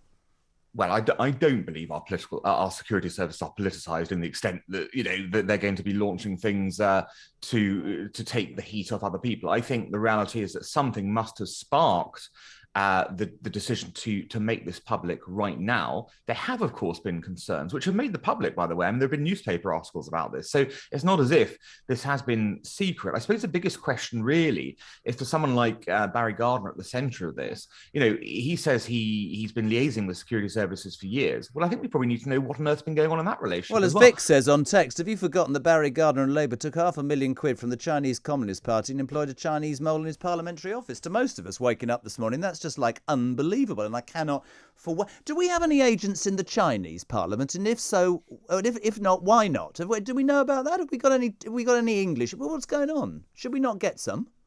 Well, I've no idea the extent, obviously, of our intelligence operations in China. I would imagine that we have some.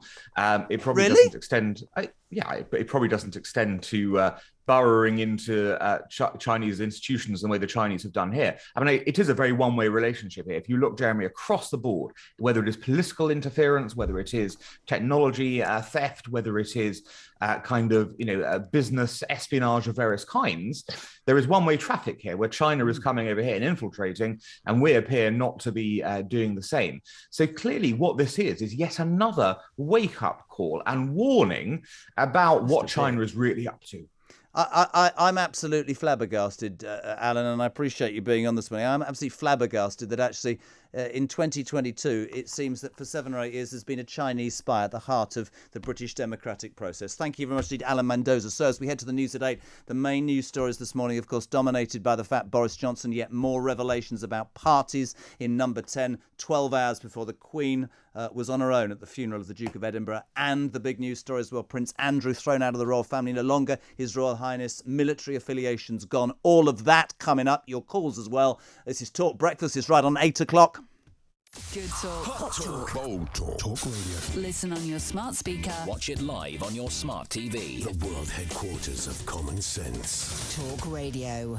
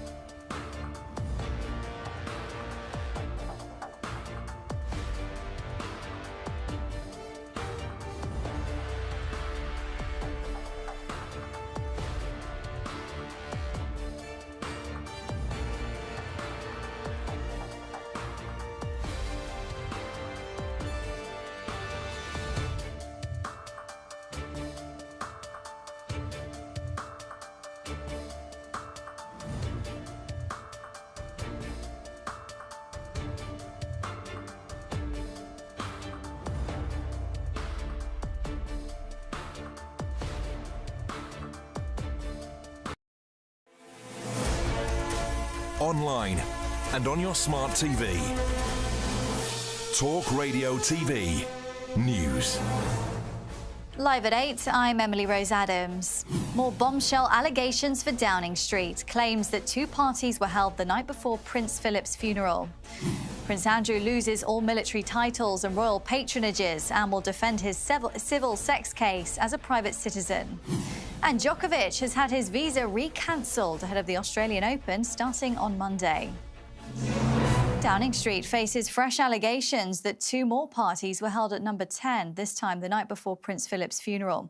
Boris Johnson was not at either of the gatherings, but the Prime Minister's former Director of Communications, James Slack, has apologised unreservedly for the party that marked him leaving his role. Reports say around 30 people were dancing until the early hours when indoor mixing between different households was banned. The following day, the Queen was forced to sit by herself at her husband's funeral due to COVID restrictions. Prince Andrew's status as a member of the royal family is in tatters this morning as he loses all his honorary titles and duties. A palace statement says the Duke of York's military affiliations and the royal patronages have been returned to the Queen. The Duke faces a civil sex case trial in America over allegations of sexual assault, which he denies.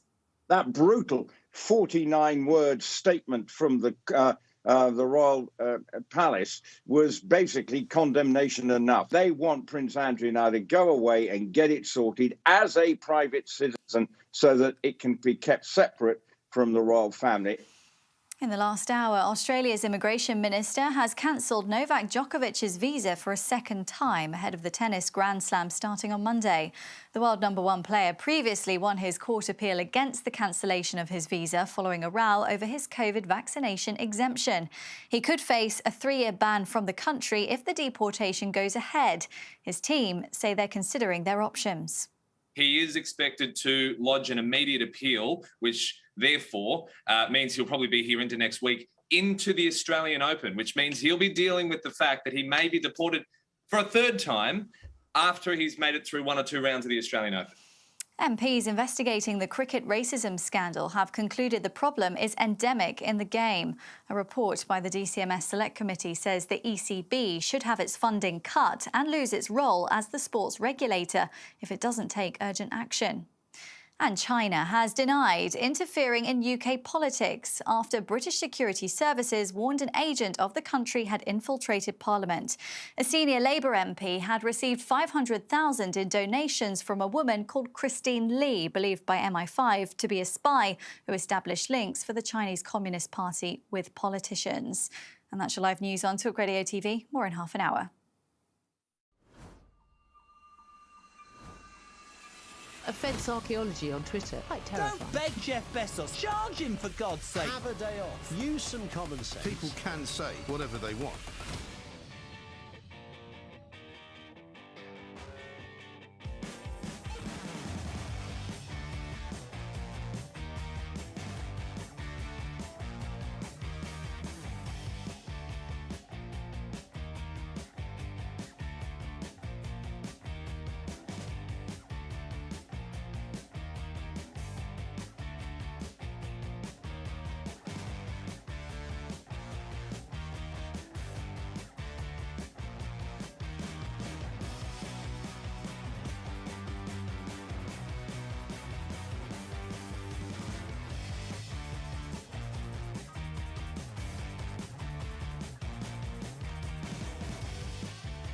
Breakfast talk. News talk. Business talk. Talk radio. The next generation of news-based radio. Real talk for real people. Wake up and smell the debate. Breakfast with Jeremy Kyle on Talk Radio. Good morning, my friends. 8:05, Friday morning, the 14th of December, and the two big news stories today. Of course, Boris Johnson, more revelations about those parties at number 10.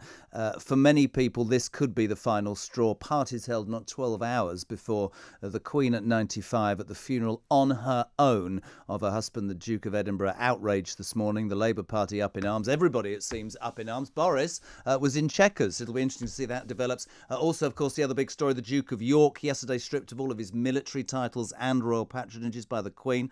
In a minute, Dickie Arbiter. The story as well that seems to grab you all is the Chinese spy, ladies and gentlemen, who is allowed or has been allowed to remain in the House of Commons with full access to Prime Ministers downwards for the last 7 years whilst making donations to the Labour Party.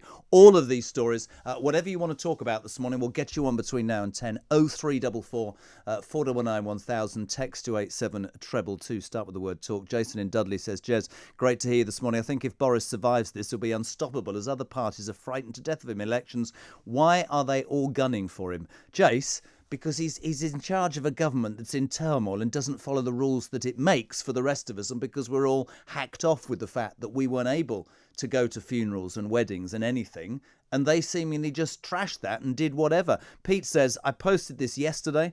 Boris has boxed himself into a corner, and the only way out is to point the finger at the guests, that the scientists who coerced him into giving him bad information. Somebody will fall for this and he will survive. Lucy says, Jeremy, could these unscrupulous public servants please keep their unreserved apologies to themselves? Their utterances are worthless and insulting.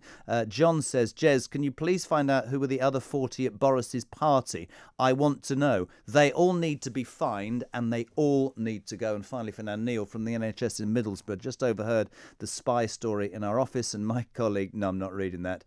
Jeremy Carr would make a good Bond. Absolutely, Miss Moneypenny. Rubbish. 0344 499 1000. So Prince Andrew yesterday stripped of all military titles and royal patronages by the Queen. He's agreed to no longer use his HRH title. For the man that I know about, this will be a massive, massive humiliation. Joined now and delighted to be joined by Dickie Arbiter, former press spokesman for Her Majesty the Queen. Dickie, good morning. Morning, Jeremy. How are you? I'm good, thank you. How are you? I'm all right. My dad, bless him, before he passed, who, as you know, worked for the Queen Mother, used to say, Dickie Arbiter, good lad, good man, good man. Thank you very much. I want to know what you think about, not the statement, but do you think this has come from Her Majesty, or do you think this is, as the Mail is intimating this morning, Dickie, governed almost by Charles? He's wanted to slim down the monarchy. He wants to eradicate the negative forces. Is this Charles, or is it the Queen with a heavy heart?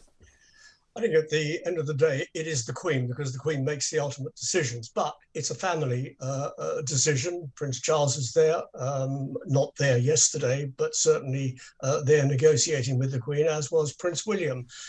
Look, the monarchy is already slimmed down. Harry and Meghan walked 2 years ago. Andrew was effectively fired after that disastrous 2019 Newsnight interview on BBC. So it is already slimmed down. The whole business of honorary positions within the military was a bone of contention. There'd been a lot of complaints from the military, but nobody's actually done anything about it. The royal family have gripped it. I think off the back of Judge Lewis Kaplan's decision on Wednesday that the civil case can go ahead and that Andrew is not part of that agreement signed between Virginia Giuffre and Jeffrey Epstein in 2009. And off the back of that, the time was seen as opportune by the Queen and the rest of the family to tell Andrew he's got to step back and he's no longer an honorary member of any of the regiments. Whether that applies to Canada and New Zealand remains to be seen. Queen is head of state in both those countries, so it might well be up to the Governor General to speak to the various organisations there. But he has been stripped. Yeah, it's interesting as well. He's always been the Queen's favourite son for reasons we don't need to go into. Is this her finally casting him aside? Do you think that she will continue to support him privately, financially, or do you think he is being cast aside? Well, let's look at the Queen. She is head of state, head of nation, but she's also a mother, and she's Andrew's mother, and no parent likes to cast their son adrift. But the position and his position has become totally untenable, and she's taken the wise decision. She is pragmatic.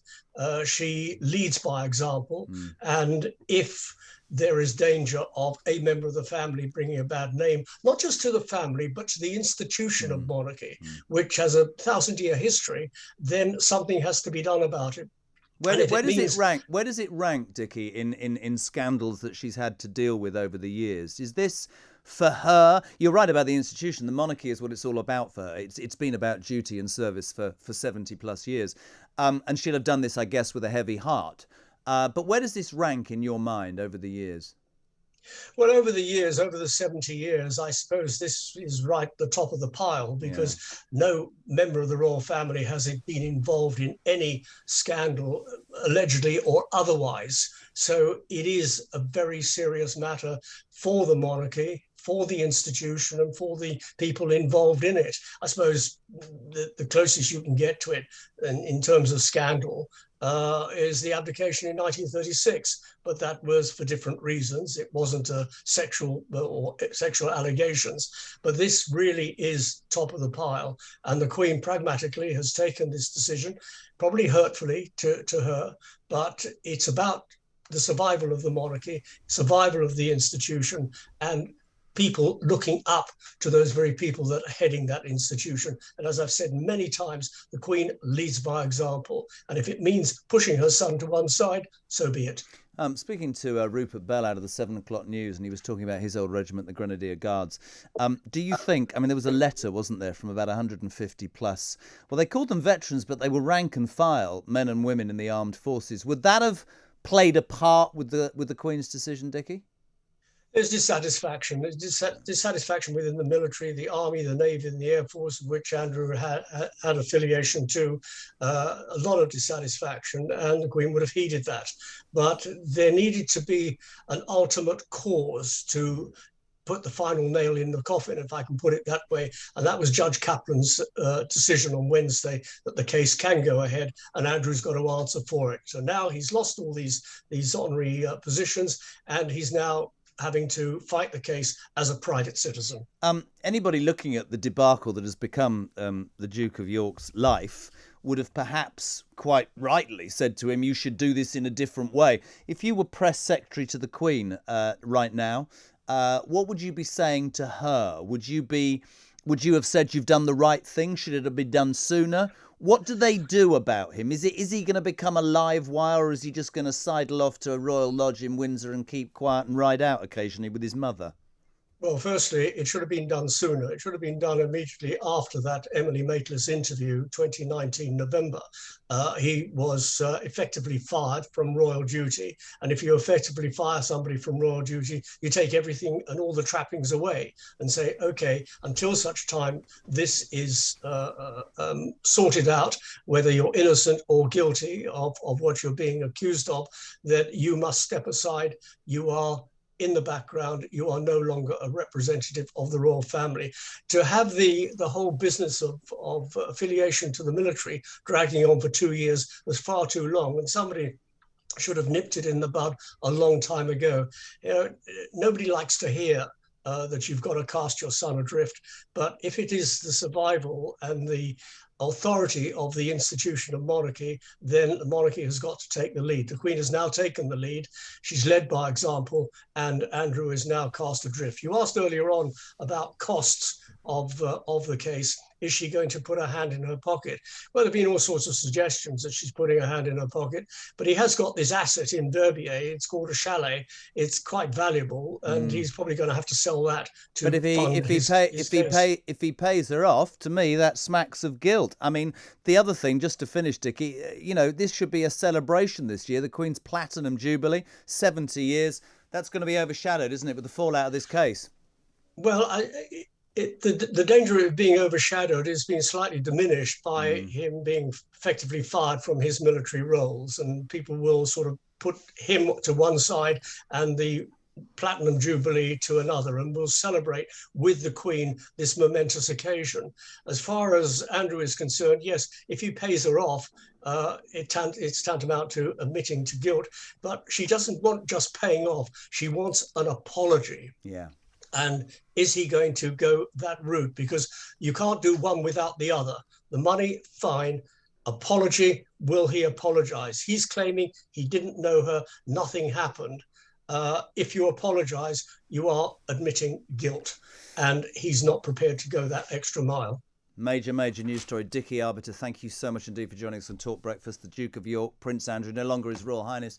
Royal patronage gone, military affiliations gone. How will that impact on the Queen's Platinum Jubilee? It's Talk Breakfast at 8:15. After this break, we'll find out the truth about where Boris stands in the polls. Don't forget, it was just before, the beginning of September. He was 10 points ahead of Labour and flying.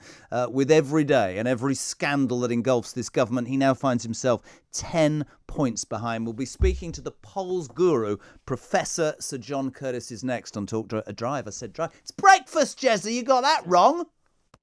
Good talk. Hot talk. Bold talk. Talk radio. Listen on your smart speaker. Watch it live on your smart TV. The world headquarters of common sense. Talk Radio.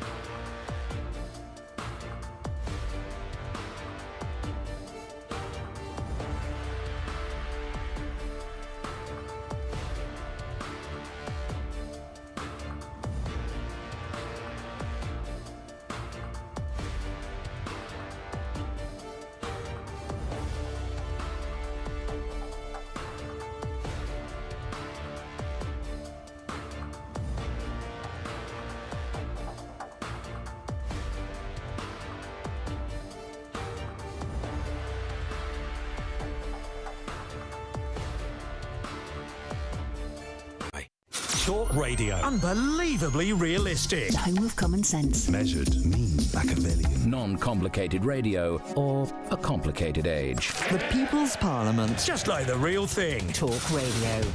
Good morning, my friends. Welcome to just an incredibly crazy day on Talk Radio. The news raining down, more scandal at number 10, parties the night before, it seems. The Queen sat, that image of her burying her husband on her own, whilst apparently Johnson's cronies, he was at Chequers, they were having a knees up in the garden, damaging his swing. The Duke of York cast into the royal wilderness. Novak Djokovic has had his visa cancelled. I was right, I'm just saying. He's got 2 hours to either, say, can I stay, or be thrown out, despite the fact he's supposed to be playing in the Australian Open. There was a Chinese spy inside number 10. She's been there for 7 years. Thank you for all your messages. Julian in Coventry, nice. He says, I'd rather stick with a government that likes to party than one that likes the Communist Party. Interesting. Ian in York, we're all over the shop this morning. Jez, once again, the great modern morals and ethos raises its noble head. Guilty until proven innocent. It's looking bad for Andrew, but we're still sticking to this new... I'm not using that word on breakfast. You can't say that, can you? Can you say crap? I've said it. Pete says, Jez, I'm angry with Boris Johnson, not just for parties, but also the pain the UK will be going through over the next few years. However, Boris Johnson cannot control every second of all the personnel. And let's be honest, there's Chinese people in the House of Commons. I mean, honestly, another piece of news that's rather useful for him. Greg, if others are like me, they are getting bored with the party business. It really isn't important. What is important is for the Conservatives to dump the green rubbish and the animal sentence rubbish and focus on pumping up the economy and taking the many benefits available from Brexit, says Greg. And Paul is in a place called Mercia Island. I don't know, where is Mercia Island? Text me back. Just caught myself out loud saying, I like Jeremy Kyle. You're deranged. You come from a place that doesn't exist and you need therapy. If you want to be on after 9 o'clock, 0344 499 1000. So these polls are fascinating.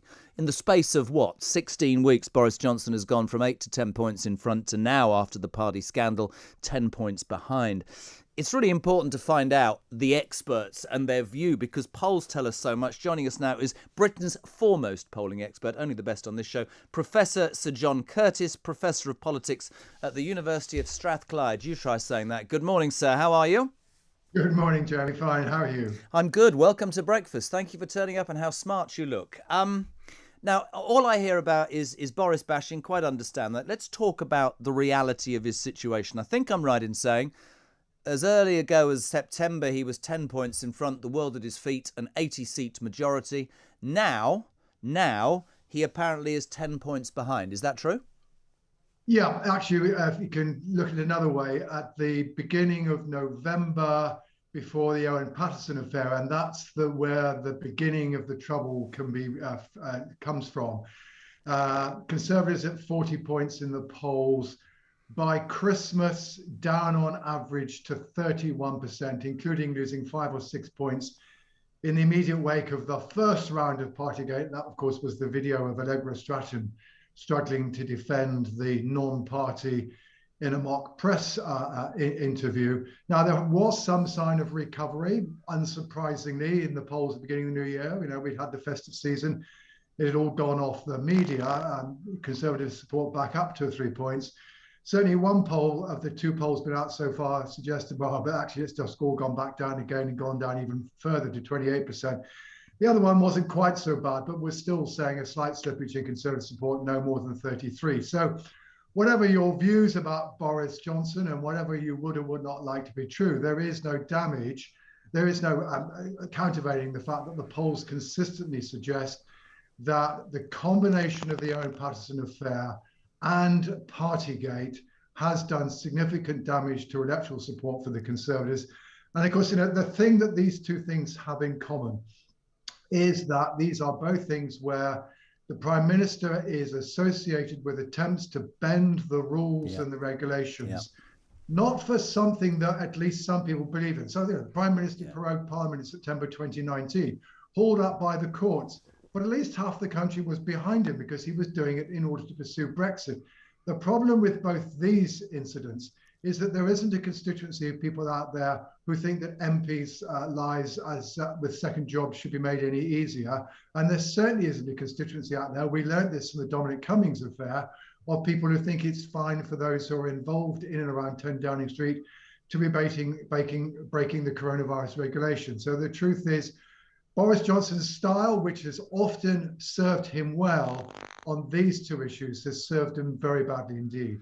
John, I guess when you're polling, there are usually policies, but for me, and I'd be interested to know if you're surprised how far that swing has gone in such a short space of time, but it is presumably about anger and trust and as you know, a belief that a man who was a sort of an electioneering genius was a magnet. People would follow him. That for him surely is the big issue here. It's not about policy, it's about image, isn't it? Well, the 2 words you picked up there at the beginning, Jeremy, anger and trust, are absolutely spot on. So when YouGov asked people how they felt when they saw the Allegra Stratton video, 61% said they were angry and only 7% shared the amusement of those there. when Focal Data played PMQs from Wednesday to their respondents yesterday, only just over 20% felt that he was being sincere. So that's problem number one. People just feel badly about what they're seeing and hearing. The question of trust is crucial. Again, go back to the polling in December. 2/3 of people in a couple of polls were saying, look, he's just not telling the truth. And that figure was even higher in the YouGov poll yesterday. And therefore, one of the problems facing the Prime Minister is that, and it's not just opposition voters. We're talking about... Well, I wanted to jump in on that, if I could, John, because to me, and you're the expert, I don't see Keir Starmer giving us any substance at all. I believe, and you might tell me it's different, that the opposition's gain is simply because of the disasters that befall Boris Johnson on a daily basis. Would that be fair? It's almost like the opposition parties have gained for that reason. I think that's entirely fair comment. The Labour rating at around 39% in the polls at the moment is exactly where it was 12 months ago. There isn't any evidence in this of Labour suddenly breaking through and there's a clear enthusiasm for Labour Party. This is a set of serious missteps by the government, or more specifically those around 10 Downing Street, that have caused the Conservatives this difficulty. The votes that the Conservatives are losing are going all over the place. Some people are saying don't know. Some people are going to Reform UK with the risk of Nigel Farage coming back on the game. And yes, some of them have gone to the Labour Party. Labour is up a bit from where it was a couple of months ago. But sure, there is still the question of whether or not the Labour Party can convince people that they will provide the public with a more effective government than the one that they feel they have at the moment. John, I know you've got to move on, so one final question, if it's all right. One of the things that sort of everybody seems to be saying is that even if Johnson survives, his watershed moment will be those May local council elections, and if they are decimating the Tory support, which I suspect it will happen, he'll have no way out. Would you agree with that? Well, certainly it's true that Boris Johnson became leader of the Conservative Party because he was reckoned to be an election winner. Yeah. If he no longer has that attribute, it is going to be difficult for him to survive, given that he doesn't have terribly good relationships. He doesn't have close bonds with many people inside the Conservative Party. John Major was a deeply unpopular Prime Minister, but he'd become Prime Minister because his colleagues in Parliament liked him. The problem for Boris Johnson is he doesn't have that bond of loyalty on which at least John Major was able to rely in his days of difficulty. Very quickly, 30 seconds. Who do you believe, looking at facts and figures, who do you believe will succeed him if he has to go?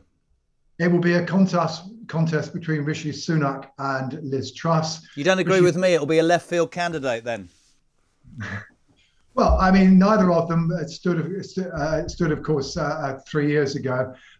Rishi Sunak is better known amongst the public, is relatively popular. Liz Truss is very popular with Conservative members, but is less well known amongst the public. Thank you so much indeed, Professor Sir John Curtice. The latest opinion polls, 0344 499 1000 to the phone lines. Couple of minutes. Lawrence is in Essex. Lawrence, you're on Talk Breakfast. What do you want to say, pal? Hello, mate. Nice to talk to you. I've always followed you. You're a good bloke. Thank God they've got you on Talk Radio. You've got 2 minutes. I appreciate the compliments and the money's in the post. What do you want to say, Long? Listen, Jeremy, we're going to have 18 months of this. I don't agree with Boris. I'm a big UKIP supporter. Whatever Farage said, I would do. But we're going to have 18 months of this, and then they'd start to decide we've got to get rid of him. We're going to lose the general election. People have lost their livelihoods. Yeah. It's disgusting, mate. The country is on its knees. And what do? We look round to the Queen and the royal family for a little bit of encouragement, and it's all worthwhile living in this country, and they're just as bad. I think you sum it up quite well, pal, actually, to be honest, because I think that I've always said ever since I started on this radio station, it's good to have all these experts and whatever, but actually we need to make it layman's terms for people. Out there right now, it's hard. It's hard for small businesses after the debacle of the pandemic. It's people's mental health has been affected by 2 years of isolation. People's lives. I mean, what was it we were saying last week about energy bills? Do I eat or do I heat? The royal family are in turmoil. The government's in turmoil. It's a terrible time of year, isn't it? And you look for inspiration, and you wake up every morning, you think, what are we going to do? Bitch about Johnson for the next 18 months. I think things will happen quite quickly, and I think it'll be very interesting.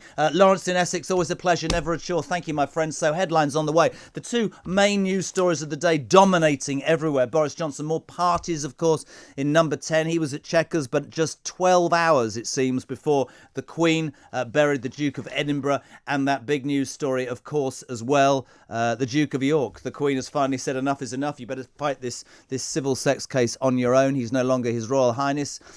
He has lost his military patronages as well.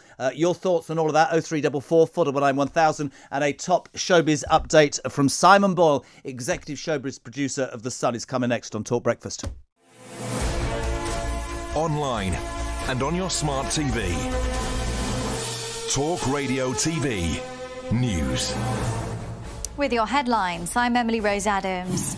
More bombshell allegations for Downing Street. Claims that two parties were held the night before Prince Philip's funeral.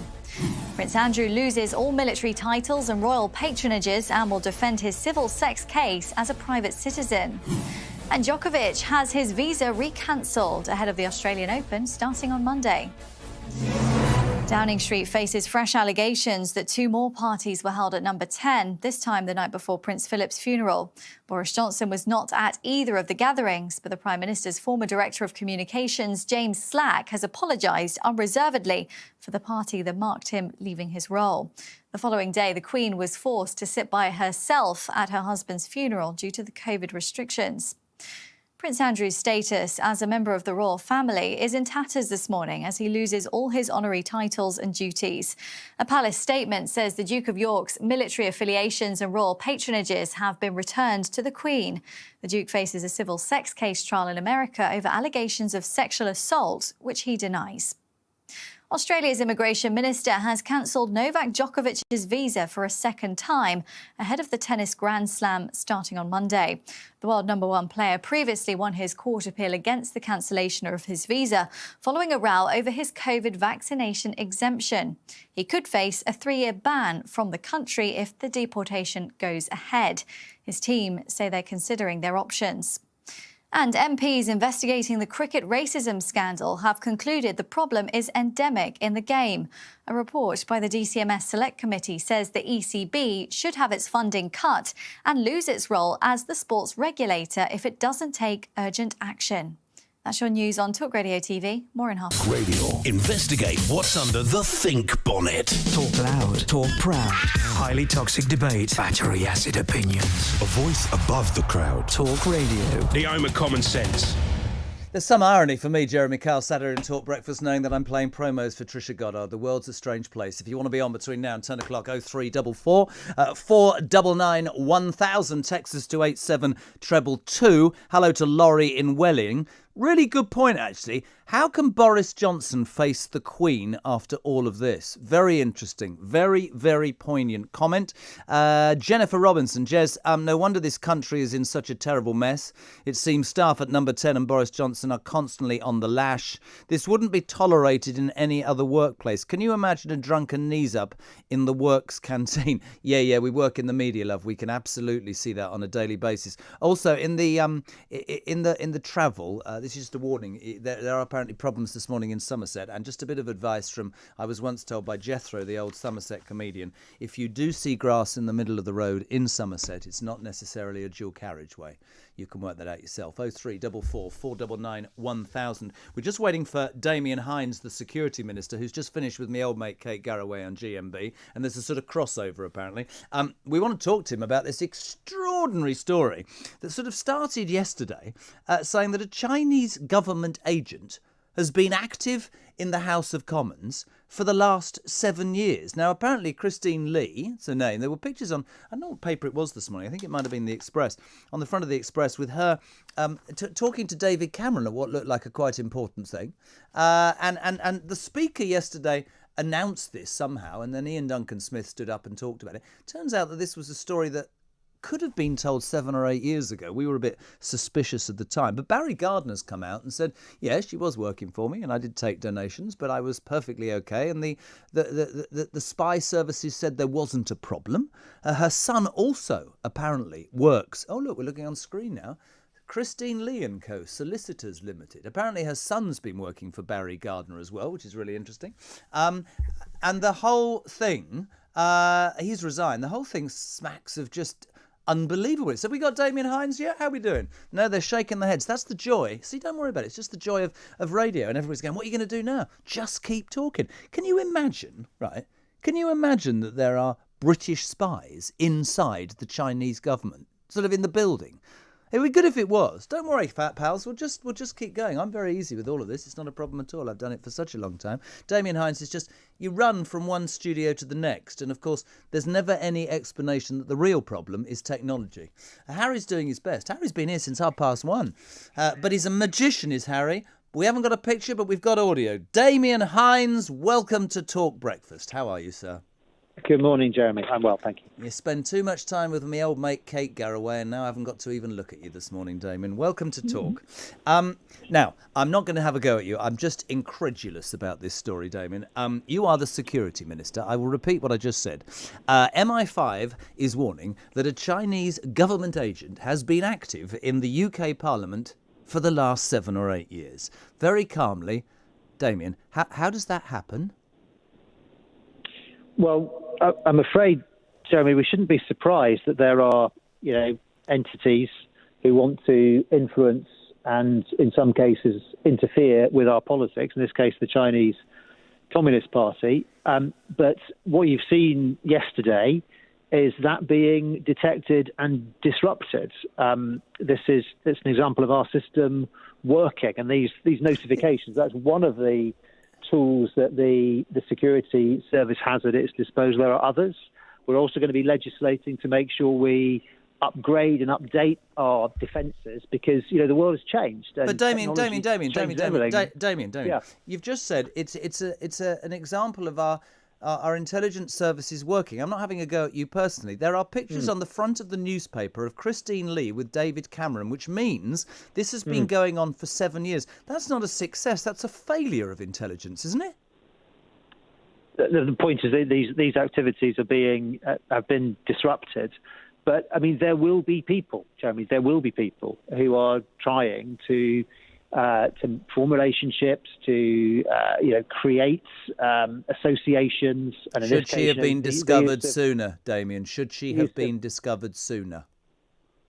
Well, I can't discuss, as you'll understand, I can't discuss live on the radio, details of investigations and how long they've been going on. But, your listeners should not imagine, I'm sure they don't imagine, that she has only been detected, yesterday. Clearly, that is not the case. That is a culmination of a long process.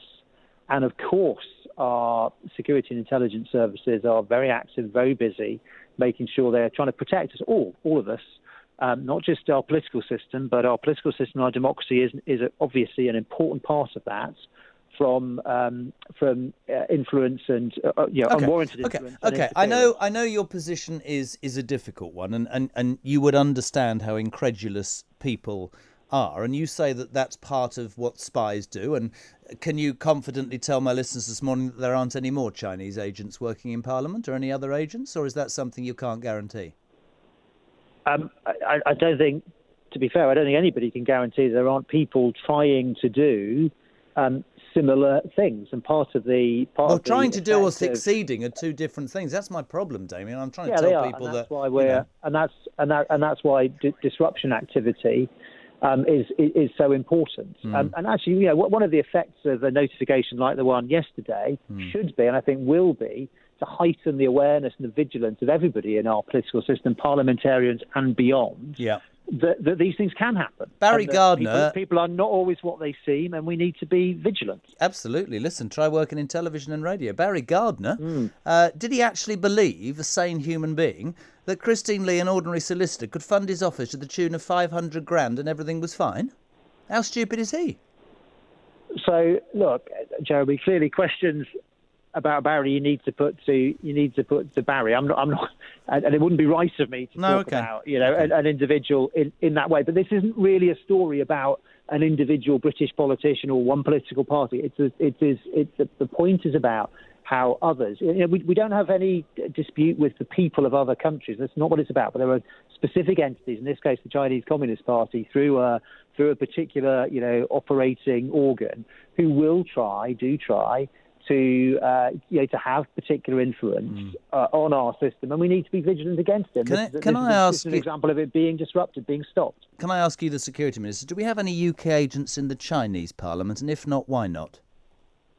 So clearly, Joby, I know you wouldn't expect me to answer a question about anything operational about our security and intelligence services here and abroad. And I wouldn't be able to answer you. Of course, I'll take that as a maybe. I love it.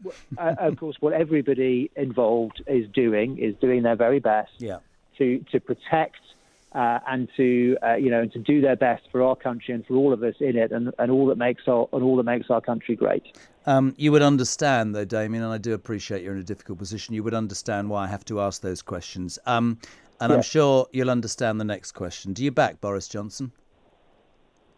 I do back Boris Johnson, yes. I think the leadership he's given in our country, particularly through the coronavirus period, has been very, very strong.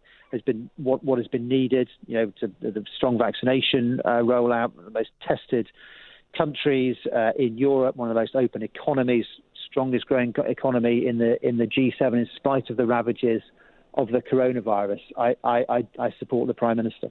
Do you think the British public, on the back of yet more admissions, allegations, whatever this morning, of yet more parties at number 10, this time 12 hours before Her Majesty the Queen buried the Duke of Edinburgh, and you had that vision, Damien, I'm sure you've seen it, of her sat on her own. Do you think the British public, and I know it's difficult for you, but do you think the British public are going to swallow this for much longer? Because I was a Boris fan, but I cannot believe he keeps tripping over his own shoelaces. It's getting embarrassing, isn't it?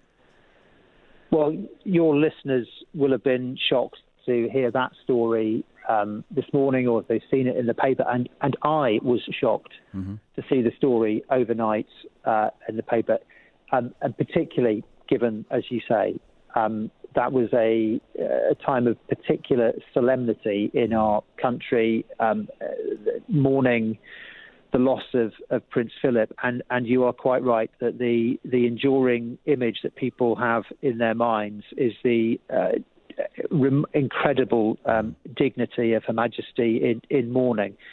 It is the first time that I've heard those particular allegations. I've also heard the statement just in the last hour or so from James Slack, but I don't know further detail. I'm not in a position. Are you struggling? Just because I don't know. I asked every MP I've spoken to this week. Are you struggling?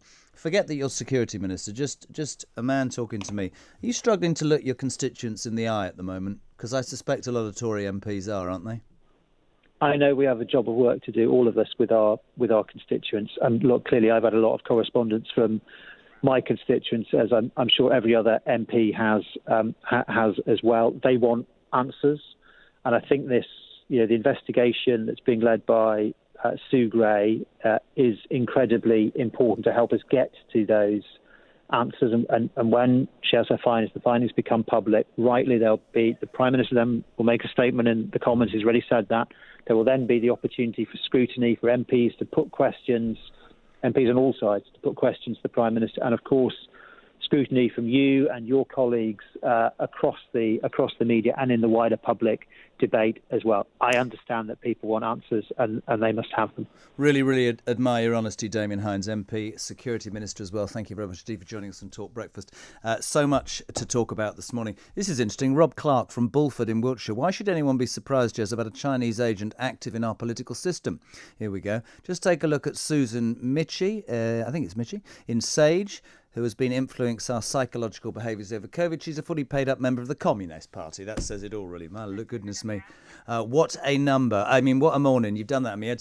If you want to be on the next hour, 0344 499 1000. The only number you need. What do you want to talk about? The Duke of York, Boris Johnson, or a Chinese spy in the House of Commons? 0344 499 1000. And don't forget, if you can't get to the phone, text us. Start with the word talk. It's 87222. And we, my friends, will have the news at 9 that is next on Talk Breakfast. Good talk. Hot talk. Bold talk. Talk radio. Listen on your smart speaker. Watch it live on your smart TV. The world headquarters of common sense. Talk Radio.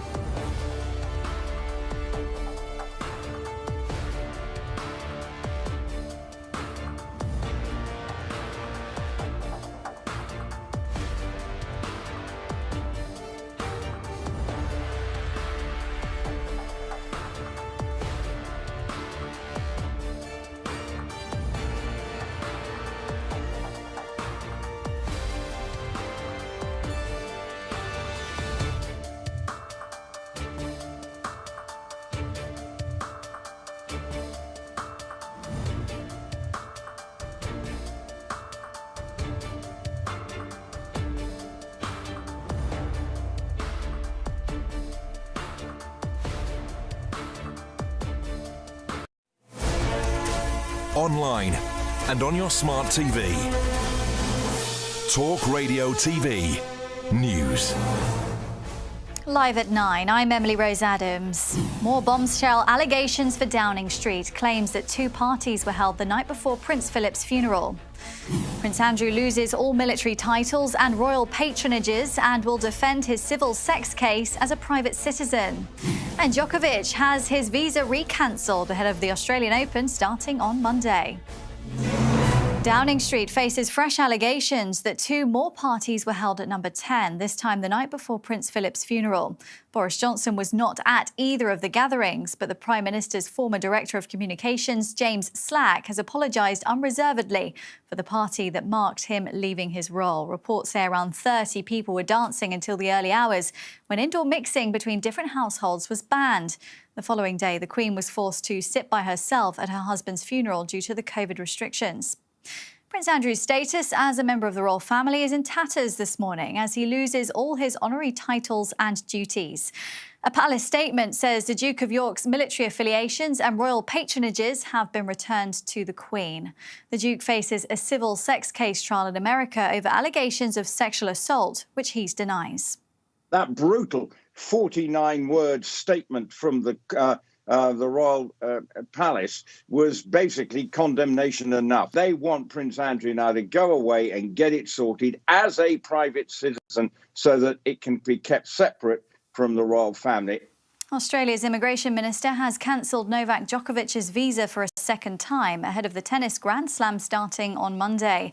The world number one player previously won his court appeal against the cancellation of his visa following a row over his COVID vaccination exemption. He could face a 3-year ban from the country if the deportation goes ahead. His team say they're considering their options. He is expected to lodge an immediate appeal, which therefore means he'll probably be here into next week into the Australian Open, which means he'll be dealing with the fact that he may be deported for a third time after he's made it through one or two rounds of the Australian Open. MPs investigating the cricket racism scandal have concluded the problem is endemic in the game. A report by the DCMS Select Committee says the ECB should have its funding cut and lose its role as the sports regulator if it doesn't take urgent action. And China has denied interfering in UK politics after British security services warned an agent of the country had infiltrated Parliament. A senior Labour MP had received £500,000 in donations from a woman called Christine Lee, believed by MI5 to be a spy. The ex-minister Barry Gardiner says Miss Lee gained no political advantage from him. That's your live news on Talk Radio TV. More in half an hour.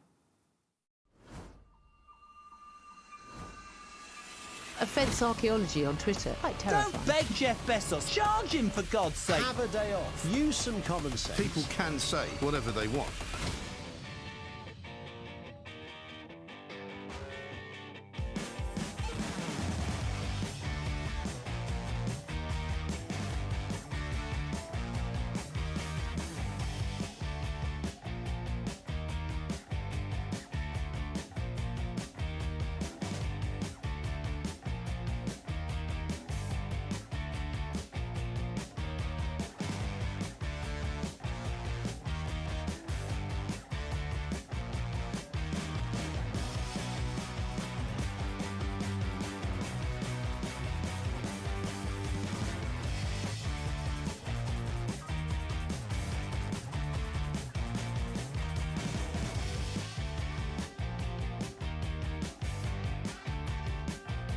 News Talk. Money Talk. Business Talk.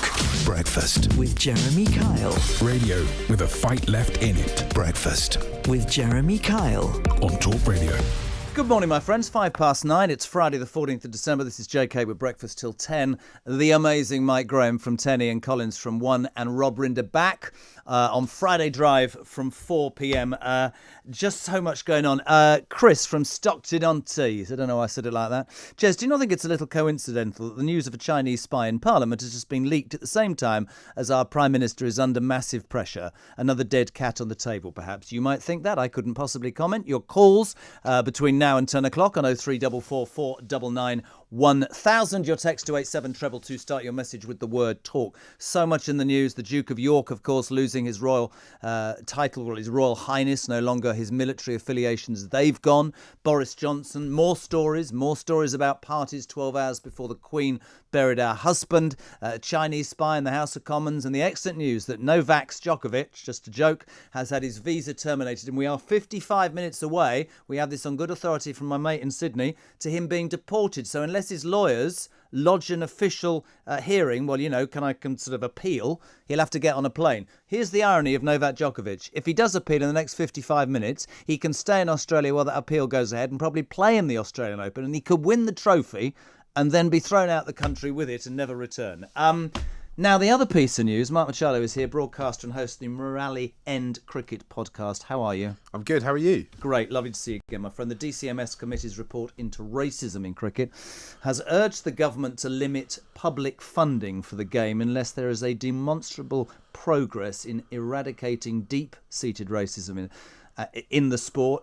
All of this on the back of Azim Rafiq's emotional testimony to the DCMS Select Committee last year. The report was published overnight, with Chair Julian Knight, MP for Solihull, describing Rafiq's story as typical of an endemic problem across the whole of cricket. Mark, is it endemic? I think so. I think, you know, since this whole incident came to light, there's been a number of other incidents from a number of other counties that have come to fruition. Anecdotally, there's a lot of people talking on social media platforms about experiences they've had at cricket clubs at all levels. Mm-hmm. So I think there's just too much of too great a body of evidence for them to for it not to be considered an endemic. It's interesting for me. Any form of racism is patently wrong, and if it needs clearing up, I mean, there's talk, isn't there? Yorkshire, I mean, they've been taken over by Lord Patel. Darren Gough from TalkSport has given up that role and is now the managing director. They cleaned out the whole of the coaching staff, 16, I think, including Martin Moxon and Andrew Gale. Look at me, having done my research. Somerset cricket fan. But anything like that is fundamentally wrong. I've always tried, in whatever I've done, to try and look at both sides. Azim Rafiq was, yes, incredibly brave to talk about it. In the weeks that followed, stuff came out about him. We were talking about this off air. Yeah. One doesn't in any way justify the other. But what do you say about the allegations that he made anti-Semitic comments, that he apparently, allegedly on a plane to Dubai was giving drinks to a girl? Does that in any way... I mean, I agree with Julian Knight to a degree, but it's a sweeping thing to me. All of cricket's racist. They haven't looked at his character. Is that a relevant comment or not? I don't think it's relevant. I think it's quite possible here that Azeem Rafiq is both the victim and the bully. Yeah. I think he's also he's put his hands up and said, look, I haven't been perfect. He's come out and admitted wrongdoing when he's done it. He's, sought redemption, sought to kind of better himself and to educate himself. I think there's a feeling when you hear Azeem Rafiq talk that it's he's been done a bad one, but he wants to try and create a path. Which is a fantastic thing to do. Yeah. Do you think that the world of cricket will change? I mean, it's interesting when you talk about finance, because I saw Lord Patel almost begging yesterday and saying that if you don't give us back our international jurisdiction, if Headingley can't have test matches, we will go to the wall. Yeah, so cricket finances for counties are pretty precarious at the best of times. Not being able to host international cricket for a county like Yorkshire is absolutely huge. I think this is a moment where a county like Yorkshire has to decide, does it exist to maintain the status quo and keep it a place where it's jobs for the boys, or does it exist to be a county that wants to win stuff and wants to try and get the best team out? And through ministers and MPs sitting in Parliament, they've been told, you exist as a county that wants to win stuff, get your house in order. Will Azeem Rafiq go down in history as a man who's highlighted a major problem and changed cricket for better? Yeah, I think so. I think definitely. Why don't Yorkshire take him in and ask him to be part of that regeneration? Would that not be a good idea? From my understanding is that he is in communication with Lord Patel. I don't know what the situation is. I don't know if he wants to go back and work in it. I don't know what role he might want to have at the county going forward. That's between him and the county. But I think it might be something that somewhere down the line they consider. I think maybe now having a kind of fire stop might not be a bad decision, and kind of clear the air. I think what you need to do in the kind of immediate future in Yorkshire is try and bring some good vibes back to that club and get someone in who can kind of turn it around, like a Darren Gough-like figure, which they have done. Yeah, and interestingly, Darren goes back as just a temporary managing director. I would have thought he was great. But did you notice also this week he brought in Ryan Sidebottom, didn't he, on the coaching staff temporarily? Yeah. And he put his foot in it with a speech. But I mean, it was, I don't know, he used one word or something, and I had to backtrack and apologise, and Rafiq was out saying that's unacceptable, and there was that spat. Is there a point, right? And this is, it's not difficult to say, but some people will find it wrong. But I'm not talking about overreaction, because I repeat, for the doubters, any form of racism in any part of society is fundamentally wrong. But is there a chance now that in cricket people will be too scared to even put their pads on or say anything because they're terrified that something can come back? Because we live in a culture now, don't we, where you can't. So my kind of almost rebuttal to that is that part of the testimonies you've heard from people other than Azeem Rafiq over the last few months have basically been, I was too scared to say anything. I didn't know what to say.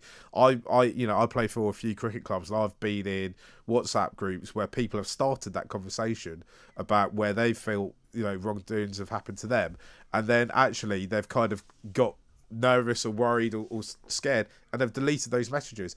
And that's in like village cricket clubs. It's a very difficult thing to talk out about. I think the Ryan Sidebottom interview was really unfortunate.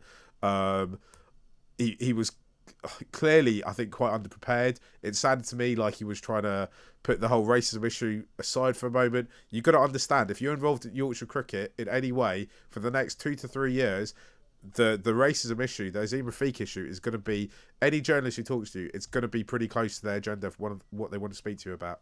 I repeat, any form of racism is wrong. I just said something on the radio the other day, and lots of people responded to it. We've ended up in this country in a situation. There are lots of things that have been wrong and need eradicating, but I feel like with a lot of radio and television presenters, they're too busy trying to keep their jobs that they don't actually do their damn job because they're too scared of actually saying something. Jazz, directly to you. Help me out. Azeem Rafiq was an anti-Semite and he was quickly brushed under the carpet. He shouldn't be anywhere near the investigations. What do you say to that, says Jazz? My back to Jazz, what I'd say is this whole investigation isn't really about Azeem Rafiq. No. Azeem Rafiq's a way in. It's Yeah. about what the culture was at Yorkshire Cricket.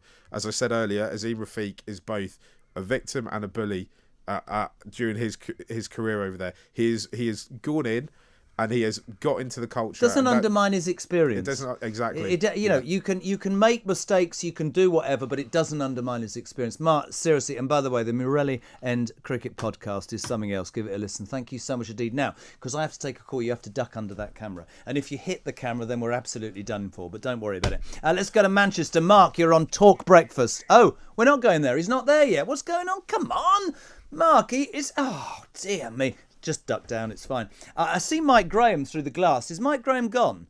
It's very unfortunate. You lot need to stop talking amongst yourselves and get sorted. What's going to see? This man had to bend down. I'm waiting for Mark in Manchester and everybody's... I'd like... Is he there now, is he? Brilliant. Speed. Oh, there we go. Mike, just duck down for me. No, you're walking in front. Lovely. That was Mike. It's all gone really well. The man, Mark Machado's opened the door, thrown coffee all over the studio and himself. Mike's walked into the camera. Mark's in Manchester.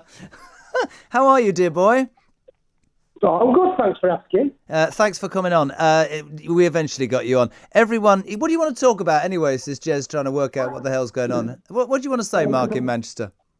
It's because of all the condemnation of Boris, which is probably fully justified. But I'm far more disgusted that Claudia Webb was back in Parliament this week, back addressing the Commons. She addressed the Commons on the cost of living crisis, and she's been convicted of harassment. She's a blackmailer. She threatened to throw acid on someone. Why did no one demand her resignation? This is the lady. Mike Graham's joined me. This is the lady that was convicted in court, Claudia Webb. She's back in Parliament. That doesn't speak for itself at all, well, is it? It doesn't. So you can be in Parliament if you're a Chinese spy or a convicted felon. As long as she's appealing, which I think is what she's doing. So therefore, she's appealing her conviction, which should make no difference at all. She shouldn't be there. She should be out. So Novak Djokovic can play in the Australian Open. I cannot hear you if you keep talking while I'm speaking. Novak Djokovic, right? He's appealing, so he could still play. Yeah. Claudia Webb's appealing, and she's in the House of Commons. Still on the public payroll. Yeah, it's all going on. Yeah, I mean, she went out for dinner last night and probably charged it to you. Well, thank you very much like me. indeed for paying. Yeah. Mark in Manchester's line's gone dead. It was seamless until we've now got coffee dribbling everywhere. I brought you in for a reason. Did you? You're a great friend of mine and a great broadcaster, and I feel offended by what Matt has said. Is it me, or does Mike Graham look like Mr. Grimsdale? See, I don't know who Mr. Grimsdale is. Morning, Mr. Grimsdale. I mean, I get told I look like a lot of different people. Michael Gove, I've been accused of looking like. No, you don't look like Gove. Also, that woman comedian from Hastings, whose name I forget. Woman comedian from Hastings? Yeah, what's her name? I've no idea. The one who threatened to throw acid over Nigel Farage, you know that one. I've no idea who you're talking about. Can't remember. Can I just say, you look remarkably sprightly. I left you in the restaurant at 10. Yeah. Good boy went to bed. You sounded great. I mean, you only had about How 4 long hours did you sleep. stay? I can't remember. I went home and had some Calvados, though. I know that.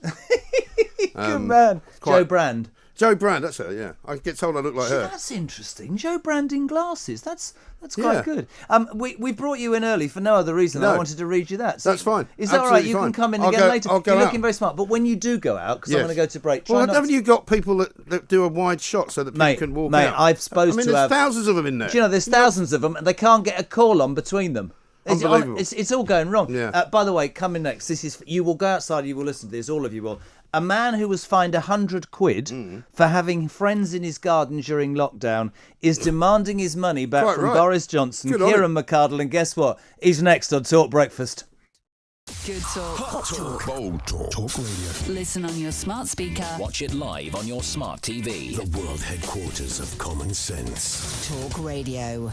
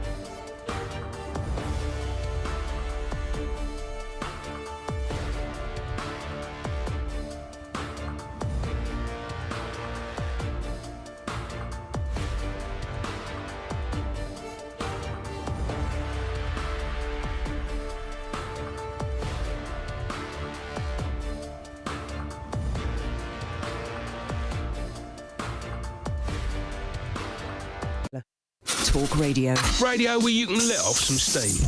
Reason re-engineered. We think what you think. Smart speaker, smart TV. Deadly accurate debate. Talk first, talk fast. Talk Radio.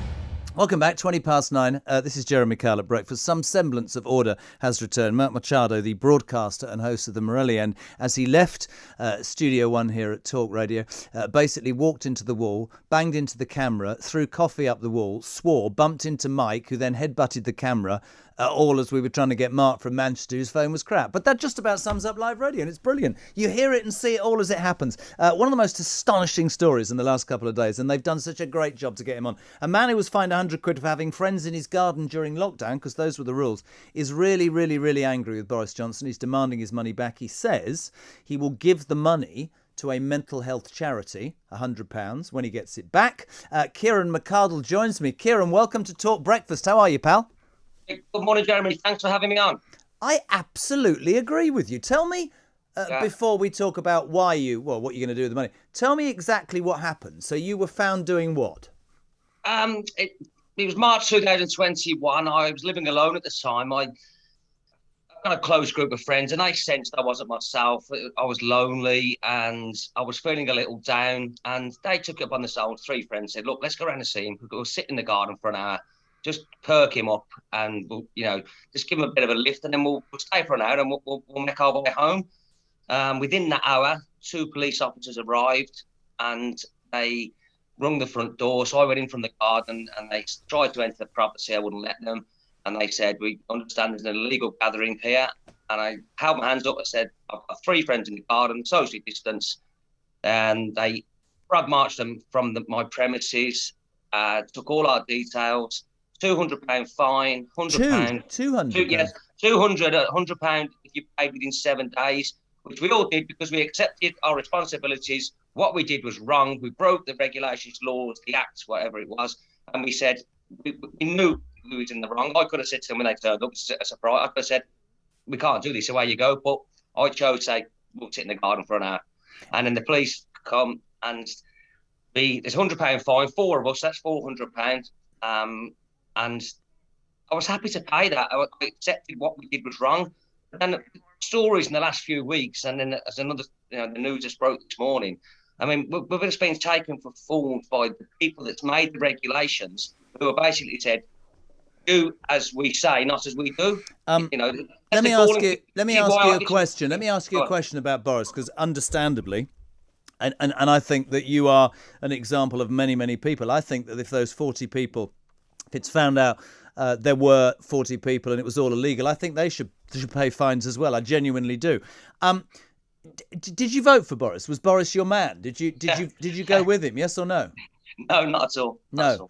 So in terms of his standing now, and you made the point, if you make the rules and then you break them, you don't look very good. What's the word on the street? Obviously, you want your money back, but the people Coleshill in Warwickshire, nice place. What's people's response to what's going on the street? Well, we feel, the majority of people that speak to feel we're just being treated with contempt. We're being taken for fools. We're being told to do things in lockdown to get the country back on its feet.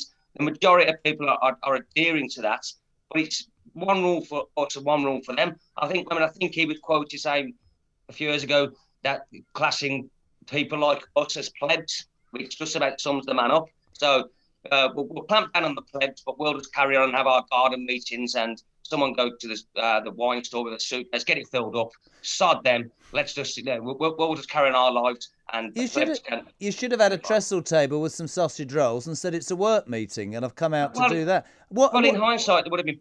In hindsight, I could have said, "These guys, we all work together. We're just discussing the tactics." It was a Friday. We're just discussing what's happening at work next week. It's a work meeting, and they'll be on their way. But I guarantee you, we still would have got fined. How are you trying to get your money back? Because I like your honesty. I like your honesty about you broke the law. Yeah, you did. The law that was in at that place. How are you trying to get it back then? I have emailed my MP a couple of times, and he has not responded. Who's your MP? Hold on. Craig Tracy from North Warwickshire. I've messaged him on Twitter to ask him for a response, and he's blocked me on Twitter. Sorry. Just slow down. Your MP, slowly. You're from Warwickshire. Your MP is who? Craig Tracy. Labour, Tory. What is he? a Conservative. Right, and he has blocked you on Twitter. He's blocked me on Twitter. I've asked him for his thoughts regarding my request for a refund. I mean, if everyone else gets fined who are at these meetings and they take responsibility for their actions, I don't expect a refund. But that's not going to happen. They're going to wriggle the way out of it. So, and I can't get a response. So I did a radio interview yesterday. Well, wait there a sec. So there's a challenge for you guys to the guys. There's 20 quid for the first person that gets his note. Well, let's try and get him on in the next 35 minutes. He's blocked a constituent who's tried to get hold of him and say, hold on a second, I was fined, I put my hands in the air, I was right to be fined, I broke the law, but it turns out, says Kieran McCardle from Coleshill, that actually the law was being broken by the very man and the people who made it, and I want my money back. I think that's perfectly justifiable, isn't it? Yeah, I totally agree. I mean, he's some sort of the leader of this government, and the people that work for him, the cronies, basically, they're all singing from the same hymn sheet. They seem to be terrified of him. None of them are coming out. A few are coming out now saying he must go. I mean, where's the equality? That's what I'm just asking for equality for the common man and the government. If they make the regulation, when they got voted in, they're trying to gain people's trust. So telling this is what we're going to do. People voted for them, thinking, right, these are the right people to lead this country. Then they're treating the same people with disdain. Listen, yesterday, we've got his number. Right, yesterday I started a campaign to keep midget gems because they're all annoying me about that. Today, Harry, who's on the show, he's got the mobile number. Kieran, we are going to just stay in contact with us, all right? We're going to try and do this. Will be fascinating. So, by the way, just quickly, so you tried to get hold of him on Twitter and he blocked you?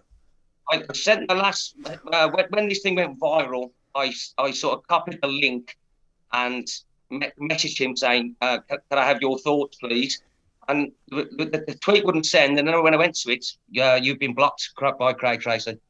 Right, Craig Tracy, I put you on warning now from Talk Radio. We are going to ring you every 5 minutes till 10 o'clock. And from Monday on Drive, I'm going to ring you every 5 minutes because Kieran McCardle quite rightly wants his money back. He's appealing, I think quite justifiably, for the fact that he was fined for, in his words, an illegal gathering of 4 people at the time of lockdown. The police came, frog marched his friends out, issued a fine, 200, but 100 payable straight away. He did that because he was knew that he was guilty. Then he tunes into whatever he was watching or listening to the other day to hear that Boris Johnson has had yet more people were having parties in 10 Downing Street, and the bottom line is he wants his money back. Lots of people, somebody's just said, Jez, you've been taken for a ride. The guy's a Labour Party activist. It doesn't matter who or what he is. The fact of the matter is you can't make the rules, expect everybody to abide by them, and then break them. David's in Leicester. David, you're on Talk Breakfast. Hello, my friend. Hello, Jeremy. I've got a solution. Everyone who's been issued a fine should go to Money Claim Online and use the government's official system and put a claim in for getting the fine back because on the grounds that the people who issued the laws don't abide by them. There might be some other things you need to put in there. But, yeah, just sue them in court. Just sue him personally in court. I mean, it is... I mean, it's absolutely outrageous. I mean, listen, have your rules, right? Have your rules.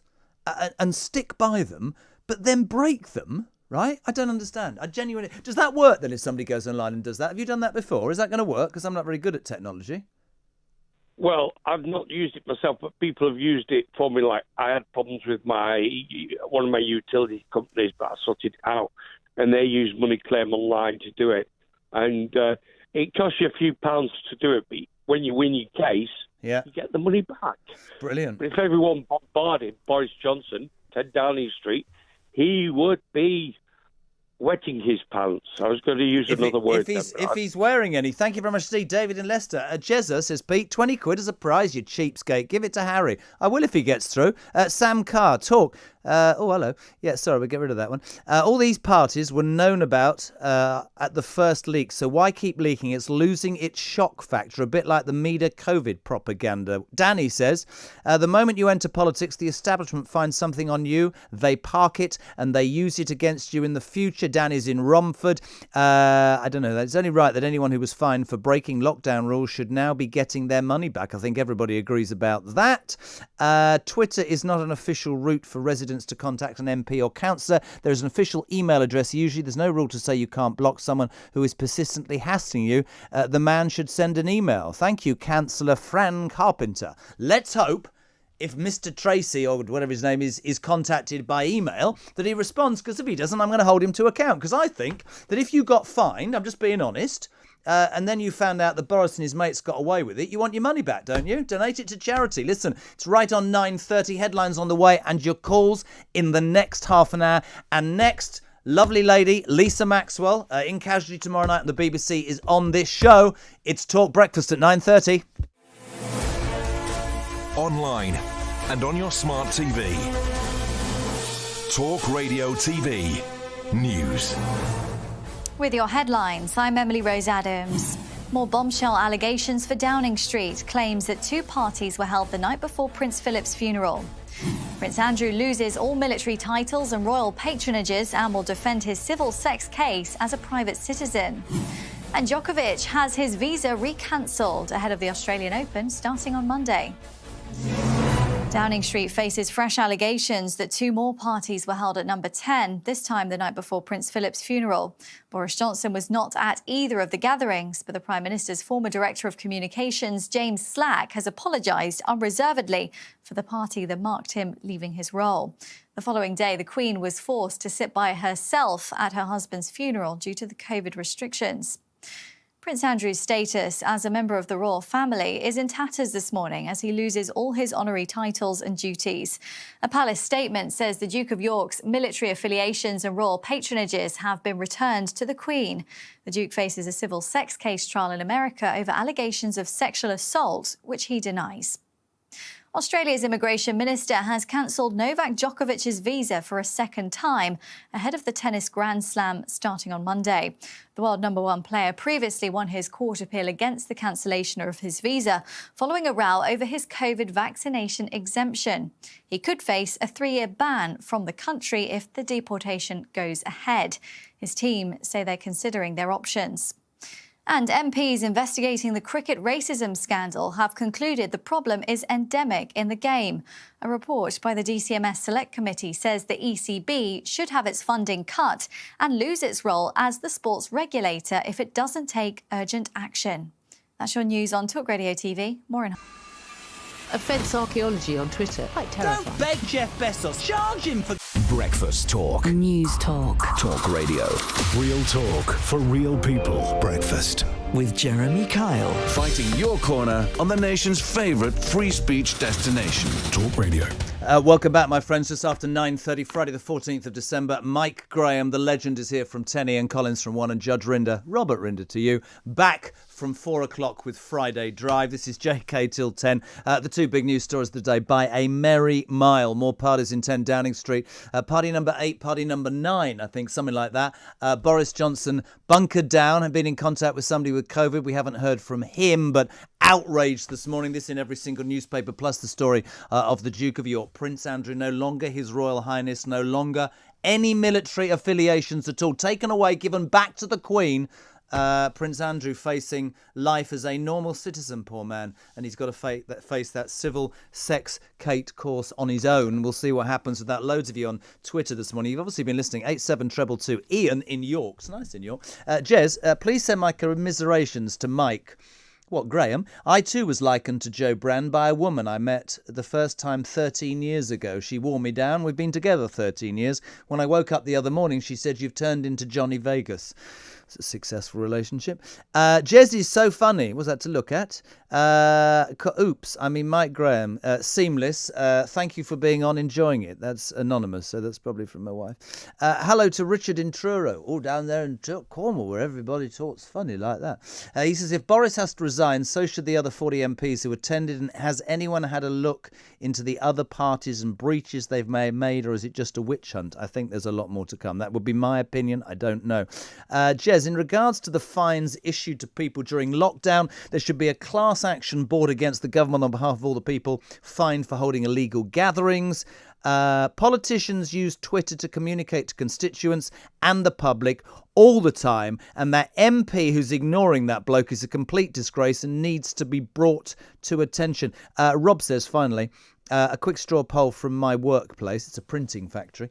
Not one person I've spoken to really cares about these parties. They're only interested in the cost of living. They're interested in their energy bills. They're interested in everyday things. We've done this before. People are saying, you know what, does it matter? Or is it about, do I eat? Do I heat? Do I do whatever? Maybe Rob and his workmates are the silent majority. Maybe Boris will survive because what really matters is money in your pocket. I don't know. Maybe we're going to get bored of it. Right, 0344 499 1000 is the telephone number. We'll get you on between now and 10.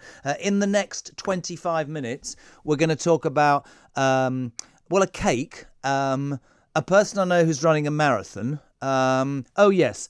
And the wonderful Lisa Maxwell, legendary actress, joins me now on Talk Breakfast. Hello, Lisa. How are you? Good morning, Jez. I'm good. How are you? God, how old are we, love? Good morning, Jez. Do you know what I mean? I know. Well, I just heard everybody calling you Jez, so I just thought I'd go with the groovy gang. We used to bump into each other when you were a loose woman. I was worried about that, being called a loose woman. How's life? You're on Casualty tomorrow. What's going on? Yes. Well, I left Loose Women years ago. It's so funny. People think I'm still on it. I don't know what happened there, but yes. Casualty Saturday night, playing a surrogate mum who's 60 years old. They had to pile on the makeup for that, didn't they? 60 years, you, Lisa Maxwell, it's a disgrace. God love you, darling. I'm 58, so I'm not far off. But So the story basically of this character is that she's a 60-year-old surrogate for her daughter who was born without a womb. So my character had her eggs frozen when she was in her 30s, thinking that her daughter might want to have a baby one day. And that's what happens. Her daughter says that she wants a child, so the mother has the child for her. And obviously there are complications, like there are moral issues that are thrown up and physical issues because she has a 60-year-old body. And it was quite interesting, actually, for me. A really interesting topic, actually, to play, I would imagine. That sort of part, get your teeth into it, isn't it? You completely get your teeth into it. And actually, I mean, apart from anything else, giving birth in front of the nation was quite a daunting. What's that like? task. I remember being in a hotel in Manchester once. This is absolutely true. And Sheridan Smith was doing Mrs. Briggs, the Briggs, Ronald Briggs, the train thing, and she did Mrs. Biggs, Biggs. And I remember this. I mean, I'm not trying to offend anybody at breakfast. I came back to the hotel and said, "Oh, I've done 4 Jeremy Kyle shows," and she said, "I've literally lost a baby today in a bath in front of a crew of 20, and it's taken me 10 hours." And you imagine playing that something, because I know you went through personal trauma when you're doing something like that. Do you block everything out because there's people looking at you? How do you do that? Well, when you act, you have to block everyone out. Otherwise, you just wouldn't be able to do the job at all. You just have to try and be as in the moment as you can.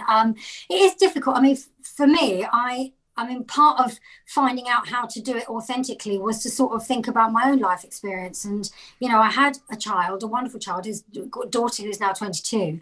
But I did have 2 miscarriages after her. And I just worked through them. I just ignored them and carried on. And I hadn't properly processed it. And doing this role did throw up a few moments for me where I thought, oh my God, this could have been me. I would have been an older mum having a child, and I thought it would be plain sailing. And as you'll see on Saturday night, it's anything but. It is something I think that older women probably don't consider the downside, because if you want a child so much, that's all you focus on perhaps sometimes, but there are issues that can't. I mean, that this woman has a nightmare as a result of going into labour earlier than she should have done, being sort of 60 years old and having the bump. The bump was a weird thing. I sent my husband a picture of me with the bump, and I think I didn't know whether he was going to gag or cry. Who have you been seeing? Not me, woman. Very quickly, I've always thought like The Bill, which was fantastic, and I know the stage show was cancelled in the middle of the pandemic, and that's been difficult for so many actors. But The Bill and Holby City and Casualty are sometimes looked down upon, but they're an amazing training ground, aren't they? They're an amazing ground to act and get your teeth into roles and get looked down a bit on, but they shouldn't do. They're good programs. Do you think they do? I think I don't know if they do. I mean, I suppose anything that's ongoing and it's considered. Some people call it ongoing drama. Some people call it soap. I just remember that when I was on The Bill, the production values were so high. Have to be 5 days a week or whatever. Of course, absolutely. I mean, you're making 2 hours of telly a week, and to maintain that standard, you have to have really talented people.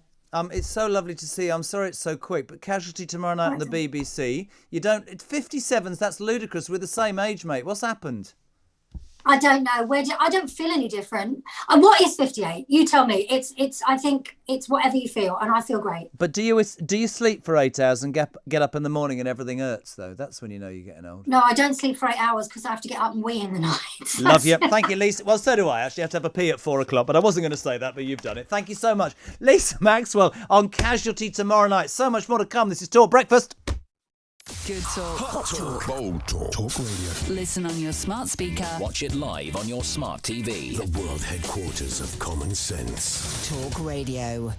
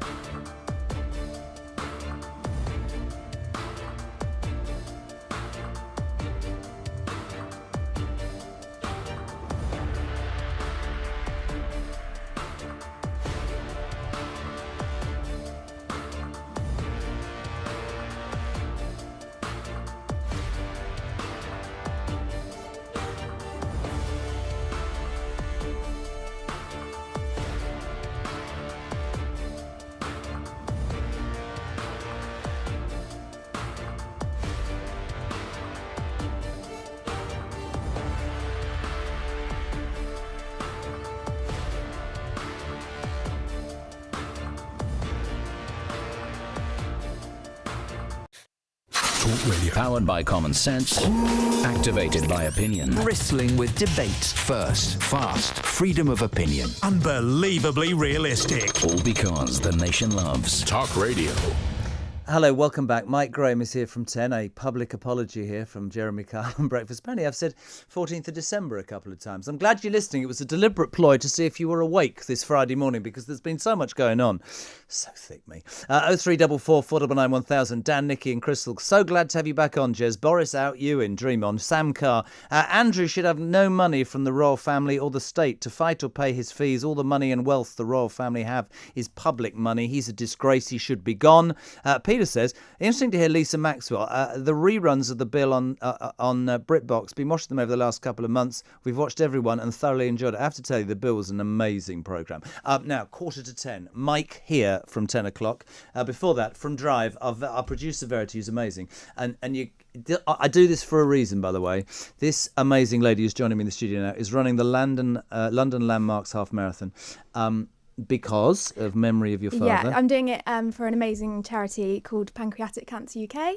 And unfortunately, in May of 2021, my dad unfortunately lost his battle with pancreatic cancer. So, yeah, doing it for them. It was a very rapid decline, and pancreatic cancer is a horrible disease. Any cancer is, but there is definitive proof that pancreatic cancer needs research money, and it would More make funding. a massive difference. Absolutely. So Verity, right?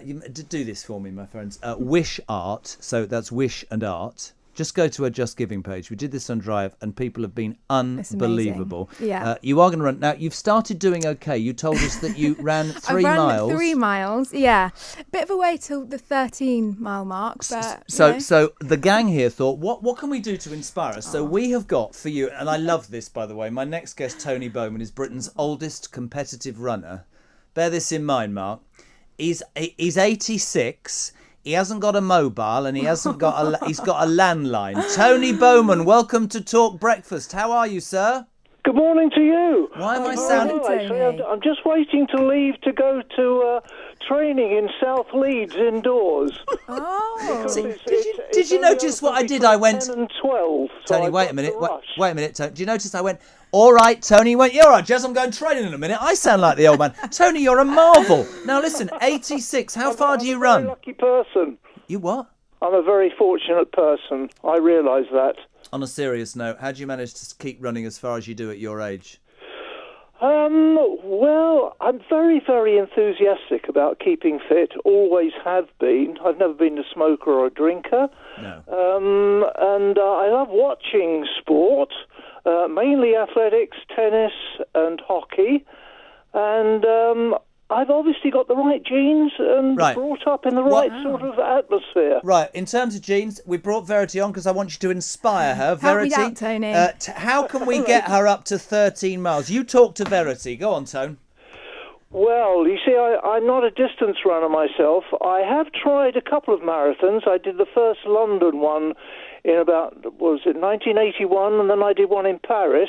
Oh, amazing, around the world. That one almost killed me. Oh, don't tell me that, Tony. I decided then that I didn't have the long-distance stamina, and so I've stuck to sprinting and hurdling. Sorry. Can we just stop a minute, Tony? He's on acid or something. You're into sprinting and hurdling. You're 86, man. What's the matter with you? Well, I love breaking records. I mean, in the summer, I broke 8 British records on the track when I was 85, and one of which was the world record over the hurdles and a European record over the 200 metres hurdles. Wow. So, I got things to aim for, and I want to keep running. I really want to run 100 metres when I'm 100. Wow. Can you give Verity any tips to get 13 miles, my friend? Well, training. Well, just got to take it easy to start with and build up to it. I mean, when I did the marathons, I was doing 2, 3, 4, 5, 6, 8 miles, 10 miles at a time, and eventually I finished up doing a 20-mile, very slow jog. I don't even need to do 20 miles. Going without stopping. Right. And that got me through to the 26-odd miles. Amazing. You're tiring me out now. I'm going to take it easy. You're tiring me out, but I'm going to read one question the production team have put. Does it get harder the older you get? Yes, it does. Good, that'll keep me going. Thank you, Tony. Thanks, very Tony. nice. 86. Amazing. On a serious note, Verity, our producer from Drive, is entering the London Landmarks Half Marathon in April in memory of a father for pancreatic cancer. Please go to the Just Giving page even. Verity Wish Art, not Wish Fart, Wish Art, right? Wish Art. That's the one. Yeah. WISHART and donate. She's doing it. Now you have to duck, as they say. It's 10-2. We're on time. Thanks a lot, V. See you Monday. To the phone lines, Hartlepool. Brendan, you're on Talk Breakfast. What do you want to say, my friend? Good morning, Jeremy. Great show. I agree with that gentleman who you read out from Leeds, the straw poll. Yes. Nobody is bothered about the parties. I drive all over the country for my job, and I speak to lots of people, and nobody could care less about it. What they don't like is the inflation rate, and what they don't like is the heating bills are going to go up, and a lot of people don't like his green agenda. So for those three, Boris, I think, has to go. But for the parties, no.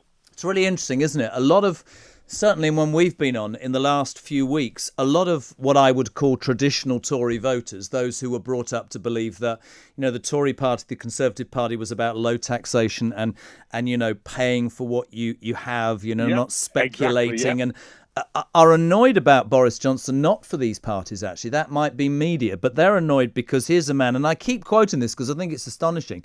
Somebody rang us and said, you know what? I voted blue, he's turned green, and he spent money we haven't got, and now we're in the red. And I think that's genuinely true. Because the green agenda, and I'll upset the Greens, but there you go. I absolutely think it's important to save the planet. But most people listening to this, I would assume, are more interested in paying their mortgages and their bills and getting through the next few months, right? And keeping warm. Yeah. And this green agenda, I mean, you probably could afford a £60,000 electric car. Most people can't afford an electric car. I don't want an electric car. I know what I'm saying, but and how are we going to power them unless we get more nuclear power stations? Because the wind doesn't blow. He's got to go for those reasons. He's not a Tory. I have been a Tory voter all my life. And I was brilliant when Hartlepool elected a Tory MP for the first time in my lifetime. Mm-hmm. But unfortunately, Boris is not the Tory I voted for. He's I don't know whether it's due to Carrie and her influences on him, but he's got to go not because of the party, and nobody is bothered about them. Everybody was breaking the law in the party. There will be Labour people who've done it, but they haven't been caught. Very interesting. So I've got no question. I was talking to a guy yesterday, funny enough. He said, I couldn't go and see my mum in a care home. And he said, but I don't blame Boris. The Downing Street people were having parties. I would have done the same thing. Listen, thank you so much indeed, Brendan. We should also say good morning to somebody called Captain who says, sorry, but Carly's not the right fit for breakfast. It's like GMB. That's the point, my friend. 0344 499 1000 to Bournemouth. From Hartlepool to Bournemouth is a long way. Richard, you're on Talk Breakfast. How are you, my friend? Very well, how are you? I'm all right. You've got a couple of minutes. What do you want to say, pal? I just wanted to say the opposite to the last person you had on, which is I think it's a moral point of view that people are looking at the parties and Boris. They're not necessarily tying the personal stories that everyone's got at that time, because I think everyone has a story of how they had to cope with lockdowns. But slightly more than that, and I just wondered if people are actually thinking, at that time we had no immunity, no vaccines, nothing, and coronavirus was going around the Houses of Parliament, civil servants, because they were having to go into work to run the country. That's what you do when you're at the front line of when these sort of things happen. But coronavirus was everywhere in those situations. Boris, MPs were dropping like flies, and they're having parties. I just wonder why the police aren't taking the view of maybe just having a quick look to see, where did the virus go? Did it end up in old people's homes because these people were going back on the tube, they were going to see grandma and grandpa and spreading it? I mean, at the end of the day, were lives lost because these people were having a party? And here's the other thing somebody said the other day to me. The police at number 10? Yeah. Did nobody in the police just have a look at the back garden and go, there's a few parties going on, it's a bit raucous, that's against the law? Because they went to Kieran McArdle's house in Coles Hill and knocked on the door and broke up his gathering of 4 people, and he was duly fined, and he said, I absolutely accept my fine. This is the man who's making a play to get his money back to donate to charity, because he thinks, and I can't say I disagree with him, that if you were fined and then the people who set those fines and made the rules have turned out to break them themselves, why the hell would you think that was justified? Really interesting. Richard, thank you so much indeed for your call. Matthew on text, 87222. He says, Jez, I've just started tuning in. Thanks, we've been here since 6:30. I'll get up at 9:45 next time. But is anybody actually mentioning that Prince Andrew is innocent until proven guilty? Not that I have any truck for the royal family. I would say only this. This Prince Andrew disaster has been going on far, far too long. I believe that it's so serious that even now the royal family have woken up, which takes a lot of doing, to be fair. Of course, you are innocent until proven guilty. That is an absolute fact, but it's one of those stories that people will talk about. One of our main news stories today with the parties as well. Jason Dudley, Labour have no policies, and the only way to beat Boris is by Partygate. This will blow over. Labour will still be the same. They want us back in Europe. I'll never vote for them. It's January, by the way. I don't care about the parties as bad as the hypocrisy. I care that this government has turned woke, socialist, green, and lacking in authority. Where is the old Conservative Party? I'll tell you why they're going to lose, says this anonymous text. Because they do not have the balls of Richard Tice's Reform Party, which is the future. By the way, everything that we say about anybody is alleged. Well, Prince Andrew is quite welcome to come on and defend himself. Thing is, he hasn't spoken to anybody, has he? Also, before we finish and before we get Mike, the big announcement of the morning, I've left it till now because this is huge. Our producer, Gabriella, I knew her years ago. She doesn't have an alcohol problem. I'm joking. This is a brilliant thing, by the way. This is good as what Veronica's doing. She's entering the competition to create a pudding for the Queen's Platinum Jubilee. She's convinced she's going to win. She's going to do it herself. She's a great cook. She's keeping her cards close to her chest. You can get away with saying that. I just believe, and we'll do more of this on Friday Breakfast, I believe that if Gabriella cooks anything, there will be alcohol in it. But I have to say, we'll keep you... We might be maybe next week we could get a chef on a Friday and see... Yeah, apparently, you can duck. Are you all right? Well, don't duck. Just walk past the camera. No. I mean, when Julia's here, they don't ask me to duck. Why am I ducking for you? All right. Do you know what? Everybody's having a go at me this morning. How are you? I'm not ducking for you. I'm sorry. You're not doing what? it. I'm not ducking for you. I'm not doing it. Do you hear that 86 You don't have to duck me at all. What are these 86-year-olds who runs the sprinting? I mean, what's that about? You and I struggled to get out the restaurant last night. Somebody said to me, when was the last time you actually ran anywhere? And I can't remember. Yeah. Anyway, Gabriella's entering the pudding competition. Is she really? Yeah, and she's going to do it for the Queen's Platinum. She's more involved in the Queen's Platinum Jubilee than the Duke of York. Well, there are a lot of people more involved in the royal family now than the Duke of York. What a morning of news for my second ever breakfast show. I woke up this morning going, blimey, and then again, blimey, what? And what? Sorry? So we've had the Duke of York. He's stuffed. Right. We've had Boris Johnson. He's been in contact with somebody of COVID, but there's been more parties. He's in hiding again, isn't he, today? There's been a Chinese spy in the House of Commons. Yep. There's been a bloke from Coles. And do you think that's the only one, by the way? Well, do you think she's the only one? Well, I kept asking, right? This is the best bit. I just kept asking, do you think there's any British spies in the chat? We can't talk about that. It's a security issue. Well, I mean... And this is 8 years old, by the way. You'd like to think that, in China... If you have any spies, they're in quite a lot of danger, actually. H says, please review your scheduling talk. Jeremy Kyle is absolutely dreadful. So it's always nice to Dreadful? Yes, well, that's 3.5 hours. I disagree. Mike's off. I bought dinner. And so we've had that. We had the Chinese. We've had the Duke of York. I got that wrong. Yeah, sorry. I do apologise. Where did that come from? I've just put that picture out of the Duke of York with Boris Johnson. You know, the thing. It's amazing. Have you seen that? To promote my show. Have you put the words next to it? Why, is that against the law? Well, it's not part of my show. Okay. So. All right, okay. You've got your show, and then Ian's got his show, and then Robert... Well, Novak Djokovic, as far as you were saying, isn't he now supposed to be deported? It's 10 o'clock. In 5 minutes, he's gone, by all accounts. Except they're now saying they want to talk to him. Yeah, well, I don't know what that means. What's that about? Thank you so much indeed. We're back Monday from 4 with Drive. Mike is next. Thank you for listening to Breakfast. Have a great day. Good talk. Hot talk. Bold talk. Talk radio. Listen on your smart speaker. Watch it live on your smart TV. The world headquarters of common sense. Talk Radio.